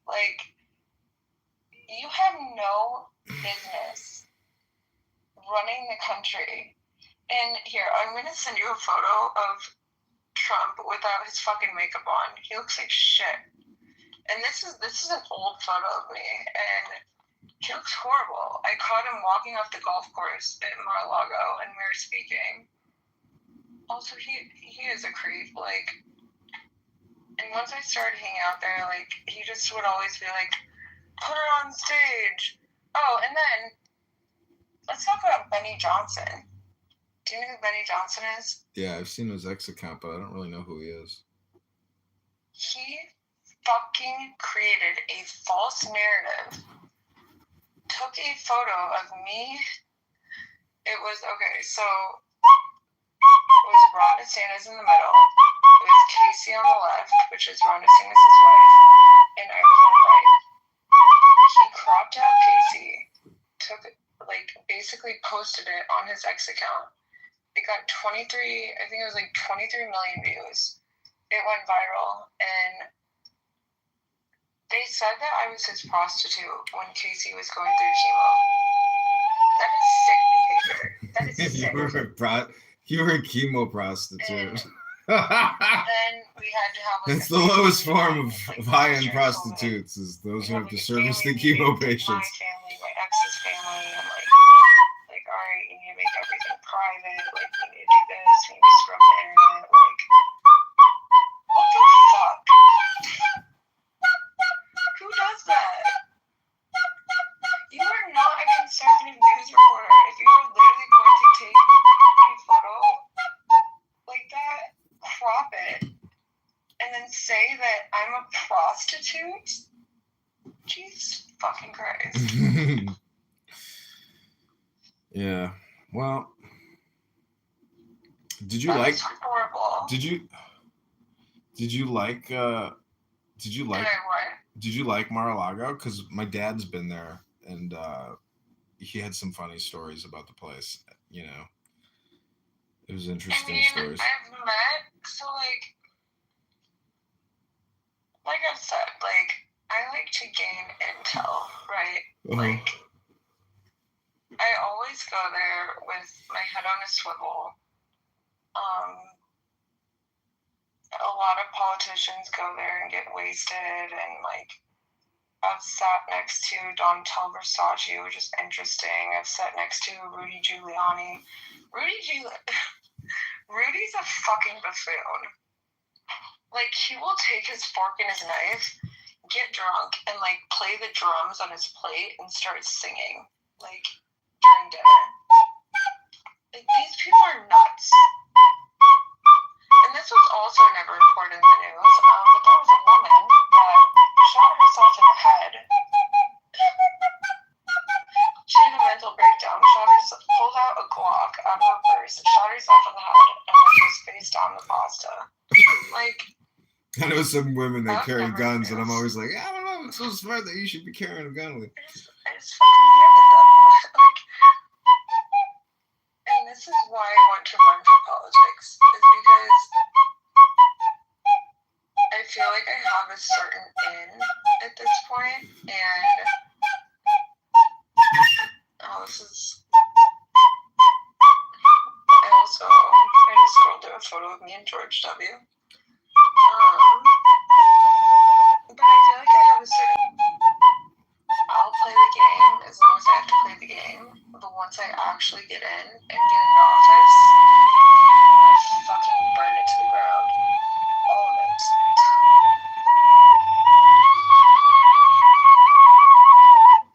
Literally all of it.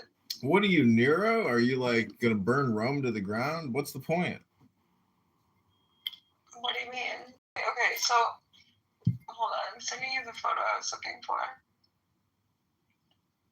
Look, and so this was before. When was this?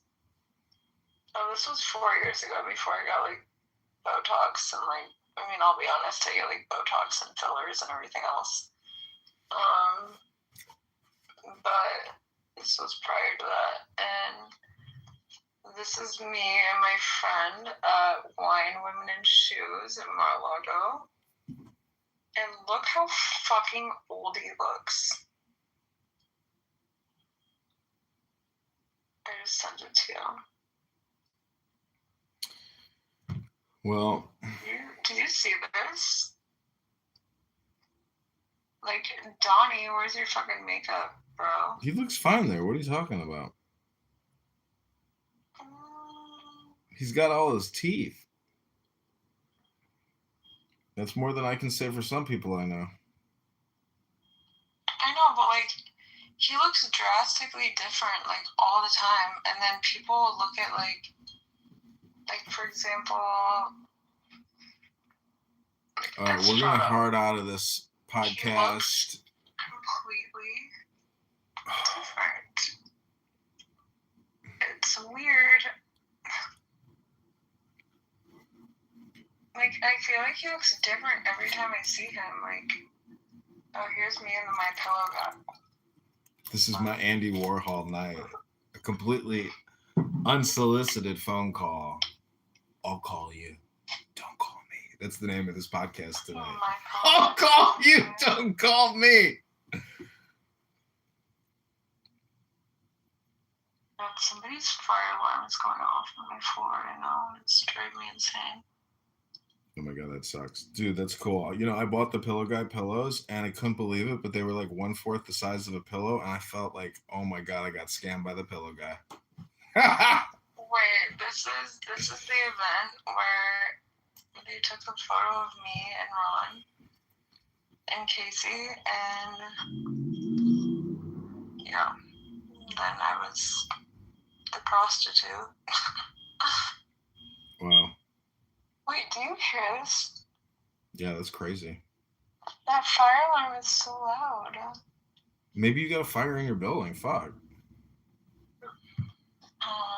No, then. Is it the Also, hall? Is like, it in the hallway? Also, why did my fire alarm not go off? Is it the hallway or is it somebody's unit? It's not the hallway. It's like intermittent. But like that's what happened to my fire alarm, and that's why it didn't wake up. Like when my kitchen was on fire. The fuck? Oh wait, this is the video. Wait, it's still going on. Maybe I should look into this. Wait, but watch this video. This is horrible. Oh my god. Is there a fire? Like, for real?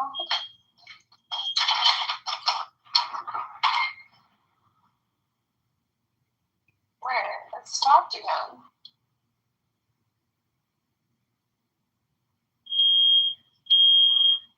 Oh my gosh. Fire. Oh, no, it's just in somebody's apartment and they have the door open, but it's like super fucking loud. 1 second, let me check on them.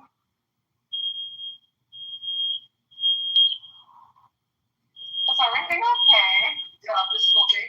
Oh, okay. Oh, I understand. So, this is crazy, but I was cleaning the other night, and, like, I turned the gas on, and I woke up in the middle of the night, and the maintenance guy, who was, like, literally over me, and, wait, is that one? Oh, no, it's just different. But, like, the maintenance guy in this building was, like, shaking me awake because my alarm wasn't working, and at least your alarm was working. But my fire lit, like, there's literally a fire in my kitchen, which is crazy. Yeah, I mean, you can either check the batteries out. Did you open your windows? Yeah, I would open your windows and then, yeah, I would just open your windows and then I hear some of the stuff. Yeah, of course. I was just making sure everything was okay.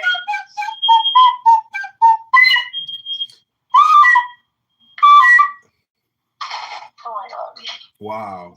Why doesn't he like? Why did he like not take precautions not to trigger it? I don't fucking know. He's like, so there's like a lot of,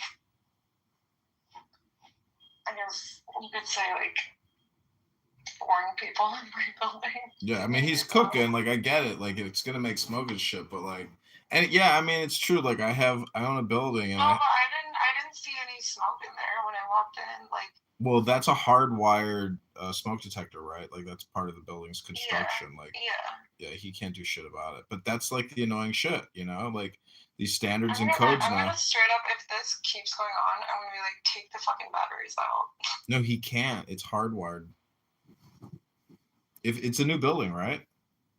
Yeah. Yeah, it's probably hardwired. Like you can't take batteries out of that shit. Like he's got to live with it, which is crazy. Why does he live 2 doors down from me? Because he wants you to come over and enjoy his chicken curry. You get to eat it with the naan, with the butter naan. And my fire alarm literally did not even wake me up because it was like so quiet and like intermittent. Like, what the fuck? You got to come over and try the chicken naan with the butter garlic. It is so I should good. have asked him what he's cooking. I don't like. I'm always like super social in my building, and like always make like a lot of friends usually in my building. I don't know. I just I always had- do. I had 'cause some feel like amazing- It's good to know like your neighbors, but I don't know a single person on my floor. I didn't even ask him his name. Now I feel bad. Oh, he was like, "Oh, are you the fire department? You are the most beautiful wait, fire it went off, department it went woman I've ever seen." Wait, hold on. I think it went off. Fuck. Maybe he knows Deepak Chopra, and Deepak Chopra knows Jeffrey Epstein. Oh my god. He didn't even know how to contact the maintenance department. Like, there's like a lot of like, I guess like rich tech people that like work in the loop in my building. Mm. Oh my god, it went off. Thank God. Thank God. Oh my god, I was gonna lose my fucking mind. Relax, it's a Friday night. They're just going, getting the party started. Just get it going. I was like, are you okay? Like, Dun, dun, dun, dun, dun, dun, dun, dun, dun, dun, dun. That's his mating call. That's how he sends out the message to all the women on the floor. I Like, just like that's just me. chicken makni is ready, ladies. Come on over for some yoga and some makni. Like, I've made really good friends with all the doormen in my building, but like, I haven't made like a single friend with the residents over here. People just kind of like keep to themselves. And I think it's because like, so I rented through a third party, which is, it's like corporate housing usually. Like, it's called Mila. I mean, whatever. I trust you at this point. And a lot of it is corporate housing for like people that like, for example, like work at Microsoft or Aon or like something like that. And so like there's so many just like foreign people, and like 90% of the people here are Asian, and then like the other 9% are Indian, and then there's me. Well, you're a racist and bougie. Touche, touche, bouche. Come do the yoga with the chicken curry. Get some naan on the way out. There's also some like Namaste. come to Namaste. Oh my god. All right, well, I'm gonna go in my kitchen and make myself something to eat, I believe. But I hope you don't set off your fire alarm. I won't. I don't have that problem. I don't have that problem in my house, as far as I know. But I bought like 3-year fire alarm CO2 detectors, so I don't have to deal with that shit. Because my building is hardwired too, but it's all broken and old and shitty. So I just bought all new, lithium multi-year fire detectors. But even then, you never know. Like, a fire moves fast, I don't trust I just smoke like detector. my fucking maintenance guys saved my fucking life. Like, it wasn't a big fire, but like, so I never keep anything out on my counter. Like, I can't stand it because I'm like so OCD. But I did have like a package of pasta like sitting to the left of the burner, and then that caught on fire, and then it caught my paper towel roll on fire, and that could have been really fucking bad. Instantaneous combustion is what they call it. Oh my god, I used to be so scared of that. I literally started researching it when I was like 12. Instantaneous human combustion? Yeah, I went on a rabbit hole when I was literally 12 years old. Like, talk about clickbait. I'm such a fucking weirdo. Like, and that's why I did neurofeedback and like brain mapping is like, do I have autism? But Did you? like, no, you do. My psychiatrist that did the neurofeedback and brain mapping was like, no, you don't have autism. But I'm like, I swear to God, I have autism. I was reading an article about the King Tutankhamun, like in his burial chamber in Egypt, and there's like this Tutankhamun curse. All these people died like after they Oh no, opened I it. know exactly what you're talking about.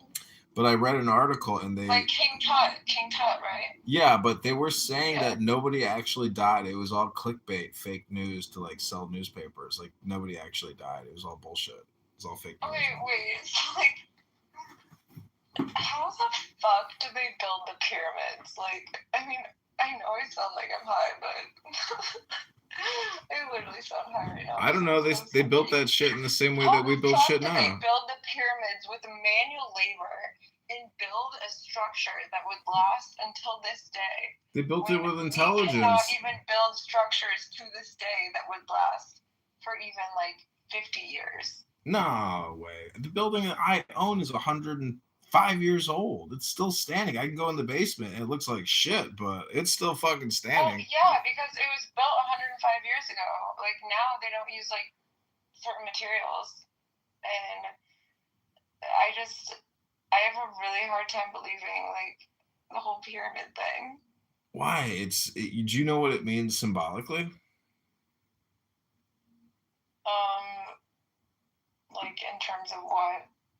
Symbolism, like psychology, esoteric, God, philosophy. Like it's basically if you merge two pyramids, you get what's called the tetragrammaton, which is a geometric shape. It's two pyramids merged. Now you're starting to sound like me. Anyways, I was at a bookshop once and they have all these little tetragrammatons for sale. Are we the same person? Well, what it means is man and woman uniting, but it also Yeah, I know. Yeah, it's gender, but it is also the symbol for God. Wait, and King Tut was with Cleopatra, right? No, Cleopatra was with Mark Antony, the Roman. Oh, I forgot. I don't know. King Tut's old school Egypt. He's a real OG pharaoh. I think we have like the same brain. Well, different, Do you think quantum psychology. Do you think the Holocaust was as extreme as it actually like was published to be? Yeah, because I have books here. I'm looking at one of them right now. It's called Okay, but books. Okay, for example. Okay, when you read a history book, right? No, wait. Let me finish. This is a pictorial history book. It's actually from 1946. They're real photos. It's not AI shit. There's fake AI shit. I've seen fake AI Holocaust photos. I'm not talking about AI, but like when you read a history book and like they say, okay, I'm gonna just ask you questions. Like when you read a history book, who do they say discovered North America? I mean, there's multiple people that got to North America from Europe or Asia. But who?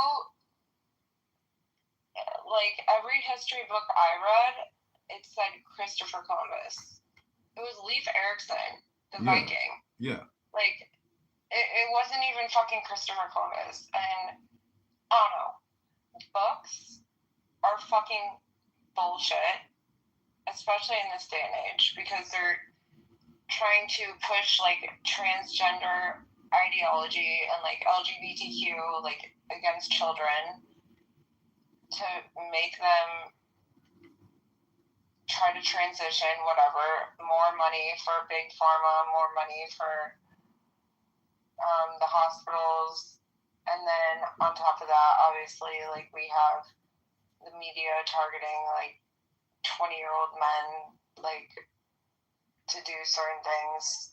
Like I feel like everything that I have learned is fake. Everything is fake.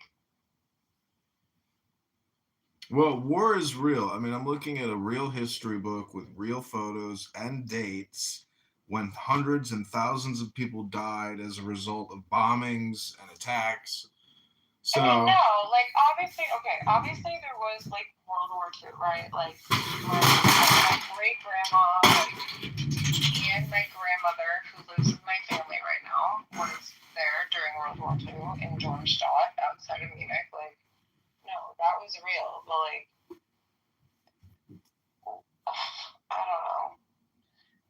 Well, see, it's the publishing industry. The start of the Israeli agenda, where like why?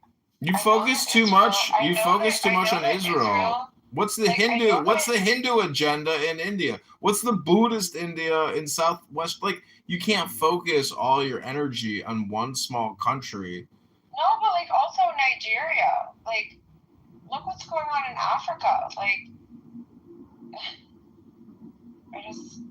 I don't know what's literally modern day slavery.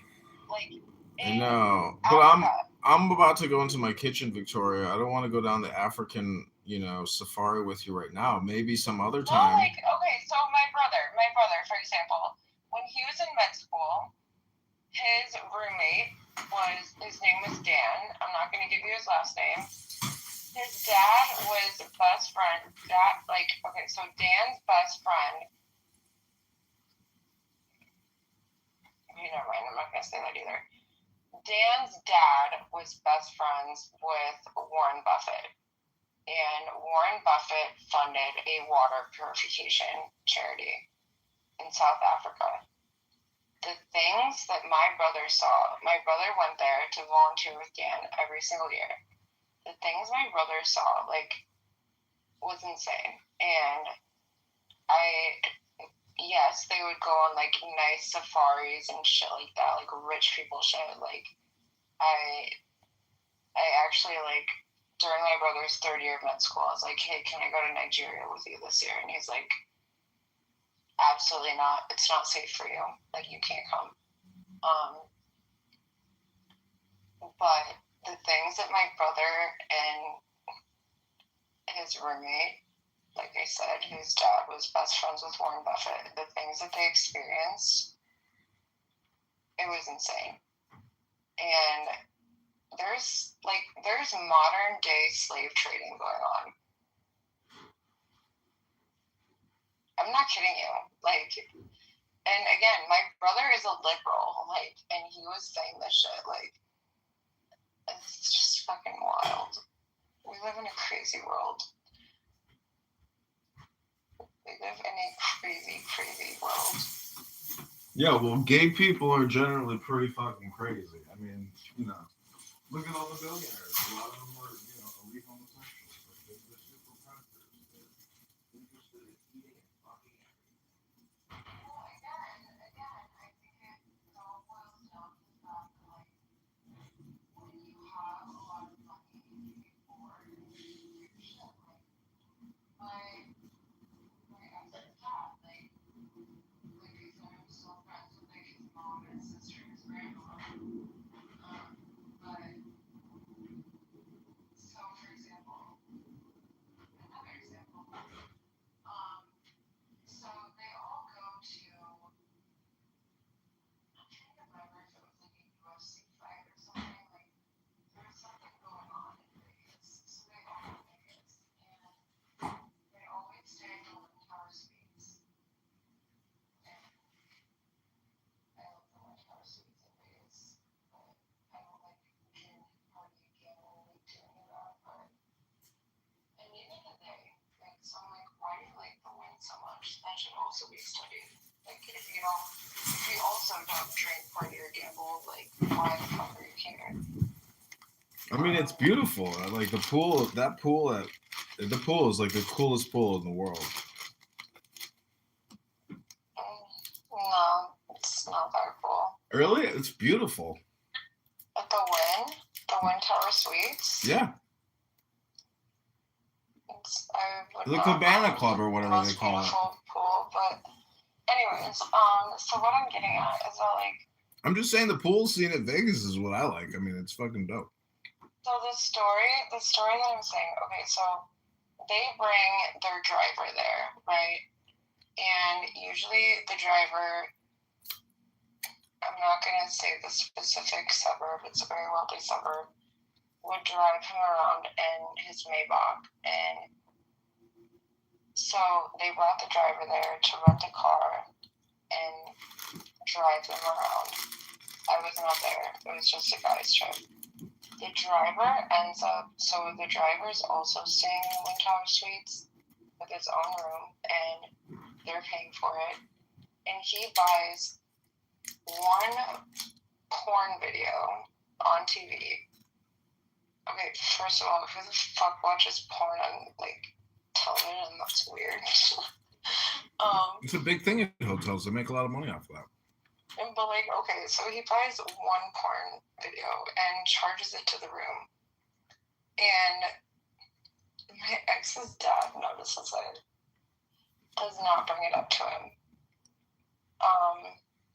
3 months later, like, he had a plan, and 3 months later, he says, hey, I need you to come pick me up. It was 1 o'clock in the morning in downtown Chicago.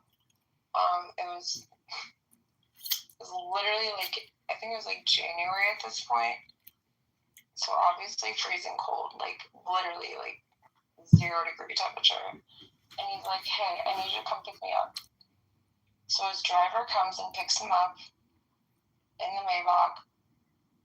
And he puts in an address. He's like, hey, I need you to take me here. And it was an abandoned strip mall, like, in the middle of nowhere. I don't even remember. I would have to, like, maybe it was Orland Park or something. Like, I'm trying to remember. And so they get to the abandoned strip mall at, like, 1 o'clock in the morning. And my ex's dad says, take off all your clothes and give me your phone and give me the car keys and get the fuck out of my car. You disrespected me 3 months ago. I know what you did. And I'll never talk to you again. So he leaves him naked without a phone in an abandoned strip mall parking lot. Like, what? That's crazy. Did he have a gun or something? To this day, nobody knows what happened. He also, like, apparently dinged up, like the front right side of the car when he was driving it one time. But I don't know. Well, great story, Victoria. I mean, Nobody. Tell me again in 10 minutes. Wow. And nobody's been in contact with me. Uh-oh. He's stuck at the strip mall. And no, this was 4 years ago. I don't know where he is. I'm being facetious. R.I.P. to the driver. I don't know. Maybe he died and froze to death. Like.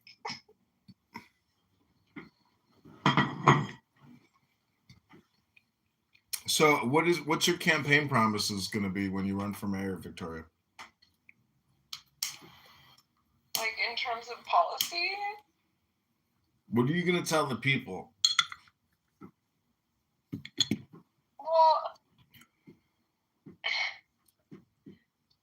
I have to have a certain agenda, right? Like, so in Chicago right now, every single fucking day, it's fuck ICE, like, all these protests, like, I'll be on a work call, like, on a Zoom call, and all I hear is people chanting in the streets, like, thousands of people, and I'm like, just go home, get a job, like, be employed. They are literally paying children to go out to these protests in high school. It's nuts. So, I think that Renee Good and Alex Putty thing, I think that they were paid actors, and I think they're still alive. I don't believe in that shit. Alex I think that was to Putty. create Oh, controversy. no, they're gone. They got their heads blown off. I've heard different stories. I think they're all paid actors, and like. No way, that shit's real. They're really doing shit. There's like, okay, so like there's peaceful protests, right?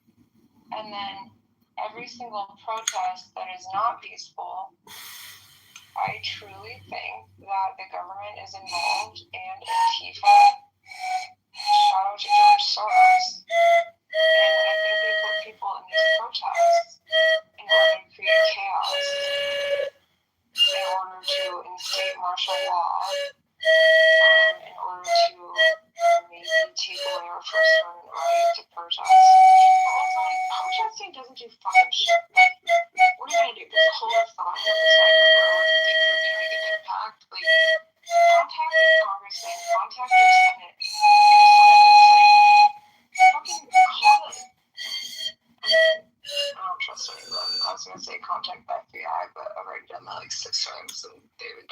think it is. I bought it on eBay. Like, do something to make a change instead of just like rioting in the streets. That's not going to do anything. That is not a proactive way to make an impact. But I would run on, I would say immigration reform is extremely important. My ex-boyfriend took 13 years to become a U.S. citizen, and he was a professional hockey player and went to Princeton, and like he was a white guy, and why did it take him 13 years? And he go through like the H1B and like there's so many. Wait, why didn't you just get married and get fat and fast track it? Because I kind of saw the situation in a way. He was my third boyfriend that we dated for like 8 years. I kind of knew it wouldn't last. So,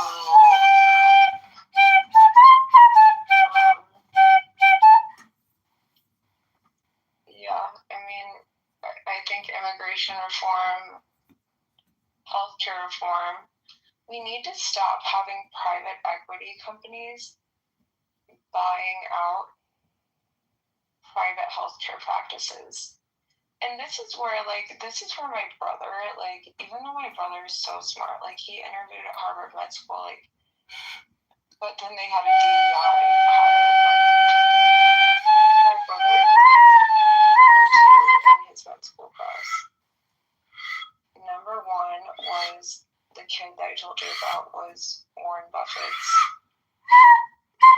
dad's son, whatever. My brother was number 2 at like a great med school, and he interviewed at Harvard. Like, he got an interview for Harvard residency, and they hired a black girl. I think she was number like 33. Of course they did.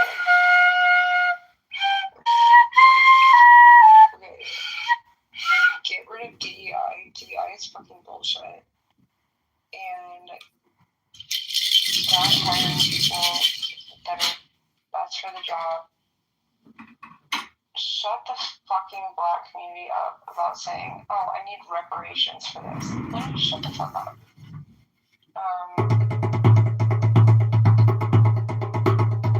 And then, like, I feel like one of the biggest things, honestly, is like immigration reform and get rid of sanctuary cities. Get rid of, like, in terms of immigration, what I think is crazy is that when you come here legally, you can get a job and you can get an ITIN and you will have to pay federal taxes. However, you don't get to reap the benefits, and then you can be like legally deported at any time. But ICE really has only done, in my opinion, I think they've only done one good thing, and that was when they raided that condo complex in the south side of Chicago, where all the gang members were from like Venezuela and everything, and they got rid of them. Yeah, that was a big one. They used a Black Hawk helicopter. I mean, yeah, that's pretty fucking sick. But like, outside of that, I haven't seen them do any good except cause chaos. And so Obama, right? Obama deported more people.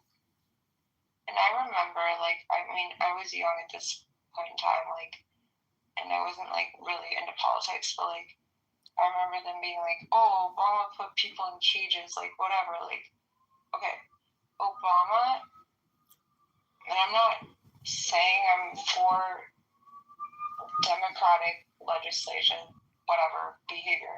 I hear that Chicago fire truck. But, like, at the same time, Obama was more silent about it, And obviously, ICE was still deporting people. He actually has deported way more people than Trump has.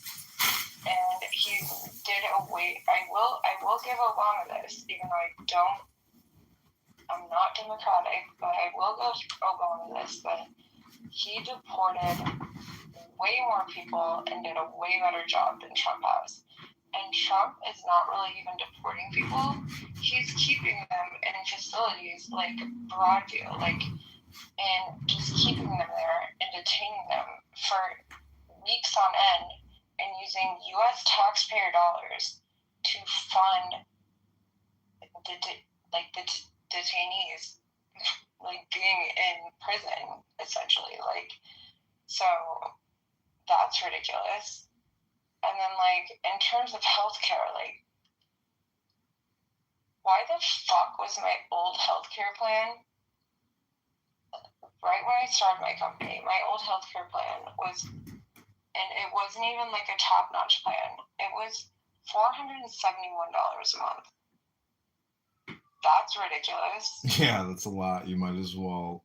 But then I started doing research, and so through so this is kind of illegal, but through the government marketplace. So if you go to IllinoisHealthcare.gov, you can put in I make this certain amount of money each year, and then they will give you a plan based off of that money, in your income. But I haven't filed for taxes since I started this healthcare plan. So I definitely worked the system a little bit, and now I only pay $71 a month. But, and then we also need education reform. A lot of, and I don't want to say the dumbest people in our society, but a lot of the most unintelligent people in our society end up being teachers, and they're not incentivized to teach our children things because they're making I don't know, 50, 60K a year. That's not a livable wage. And so they just don't give a fuck. So we have that also. And then in terms of housing, I also I did have a problem with everything that's going on with SNAP and everything, and I do have a really big heart for the south side of Chicago just because I volunteered there for so many years. Every single time I would drive there to pick up Brooklyn, and I would pick her up and we would go to the library and I would tutor her, right? And I would teach her because her mom was 26 years old when I first met her. Her mom had 10 kids with 4 different baby daddies, age 26. So I have a big heart for change in that community. But I don't even think that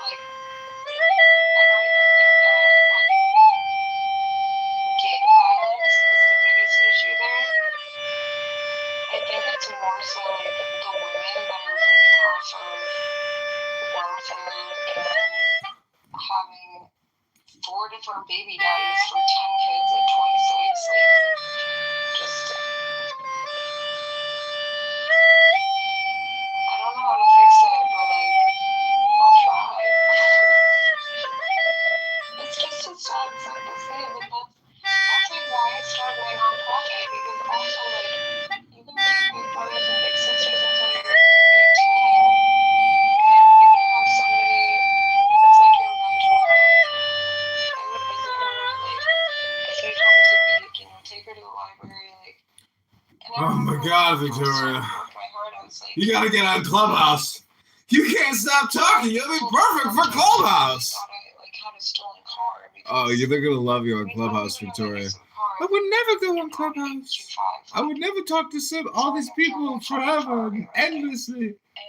for 4 hours at a time, I was like, Brooklyn. 20 hours a day. How do they do it? Go get If you type in lunch. John Kitover right now, you can watch Clubhouse live streams that have been going on since like Well, the only place I've 11 in the morning, I think. 12 in the morning, about noon is when I started them all. Literally 10 hours and 51 minutes into some of these rooms. Take you anywhere. It's unbelievable. And it's just like, breaks my heart.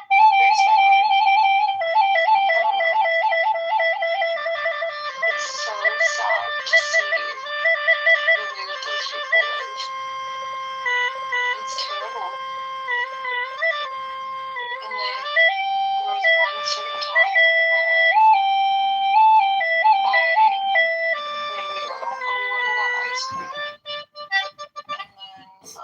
And then I took her to a craft store and we were like doing crafts and stuff, making Christmas ornaments. And then I was gonna drop her back off at her mom's house. And her mom was amazing. The door was locked. I tried to drop her off 3 different times.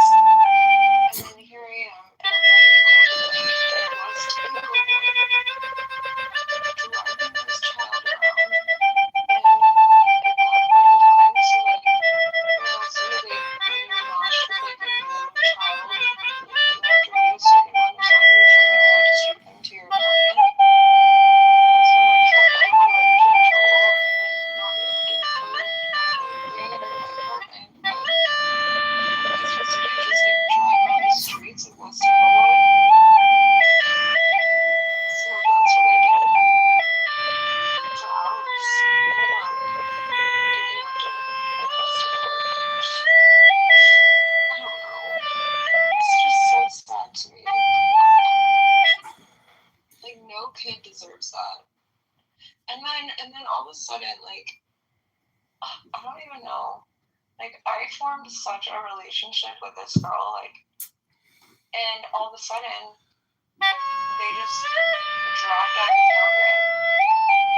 And the prior family that I was introduced to, which ironically my friend Elle was also introduced to. So my friend Elle and I both joined rooms with sisters at the same time. So she was getting matched with the younger daughter in this family, and I was getting matched with the older daughter. The day that I was supposed to go to their house, the older daughter was 14. She fucking killed herself. Uh-oh. That's sad. Because I think, what was it, West Garfield Park? Like, what the fuck is going on?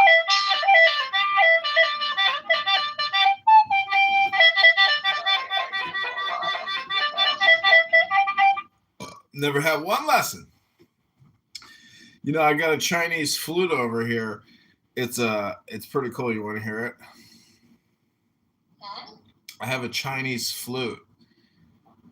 Is that the flute that you played earlier? No, it's a different flute. I'm playing a different flute now.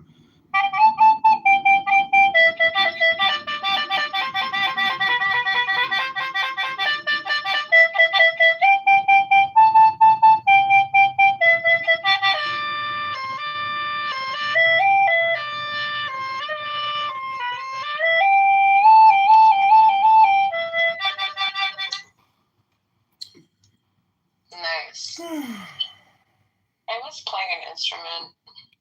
Oh, I love playing music. I feel like it's a good, like, honestly, I feel like it's a good outlet. Like, It's like magic. I feel It's like, meditation. I feel like my only, like, outlets for stress are, like, working out and... Well, that's why, I mean, I have a library and I have a music room. So, like, I've specifically designated rooms as certain functions in my life. It's feng shui.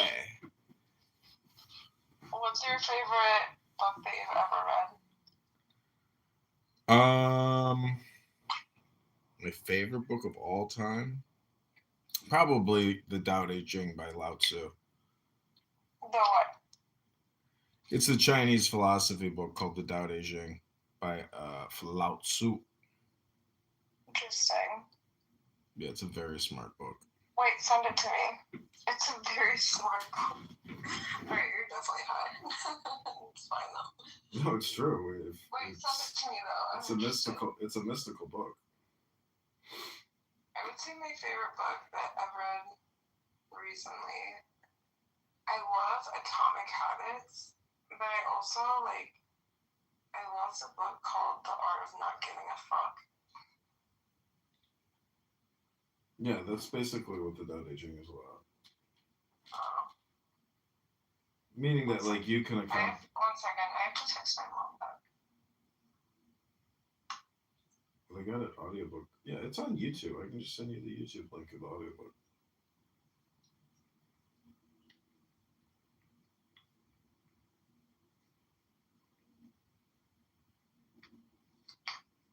Wait, are you sure that you found me on Instagram and not like a dating app or something? No, I just looked at our Instagram chat. I gave you a fire emoji because I was following you.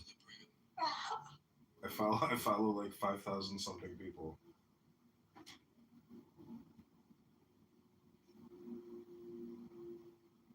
Yeah, that sucks. That sucks that that guy had to take that toilet off, but damn. Isn't that a ridiculous video? What a pain in the ass.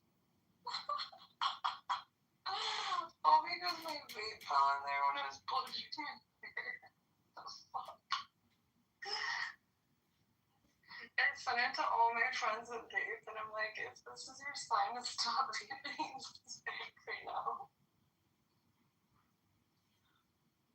Holy shit, I just looked in the mirror and my sweatshirt is so orange. I look like Donald Trump. Yikes. Fuck, I can't believe I haven't eaten today. I feel like I should probably eat something.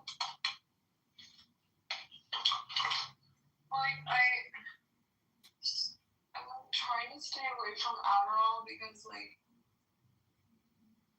makes it so I don't sleep, and I sleep in 3-hour increments. And I actually read recently that the most intelligent people sleep in 3-hour increments.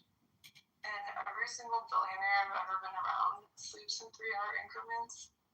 And then I wake up and then I'll start working or doing something productive. And then I fall back asleep. And then I'll sleep in another 3-hour increment. It's just weird. It's like a weird sleep cycle. I don't even fucking know.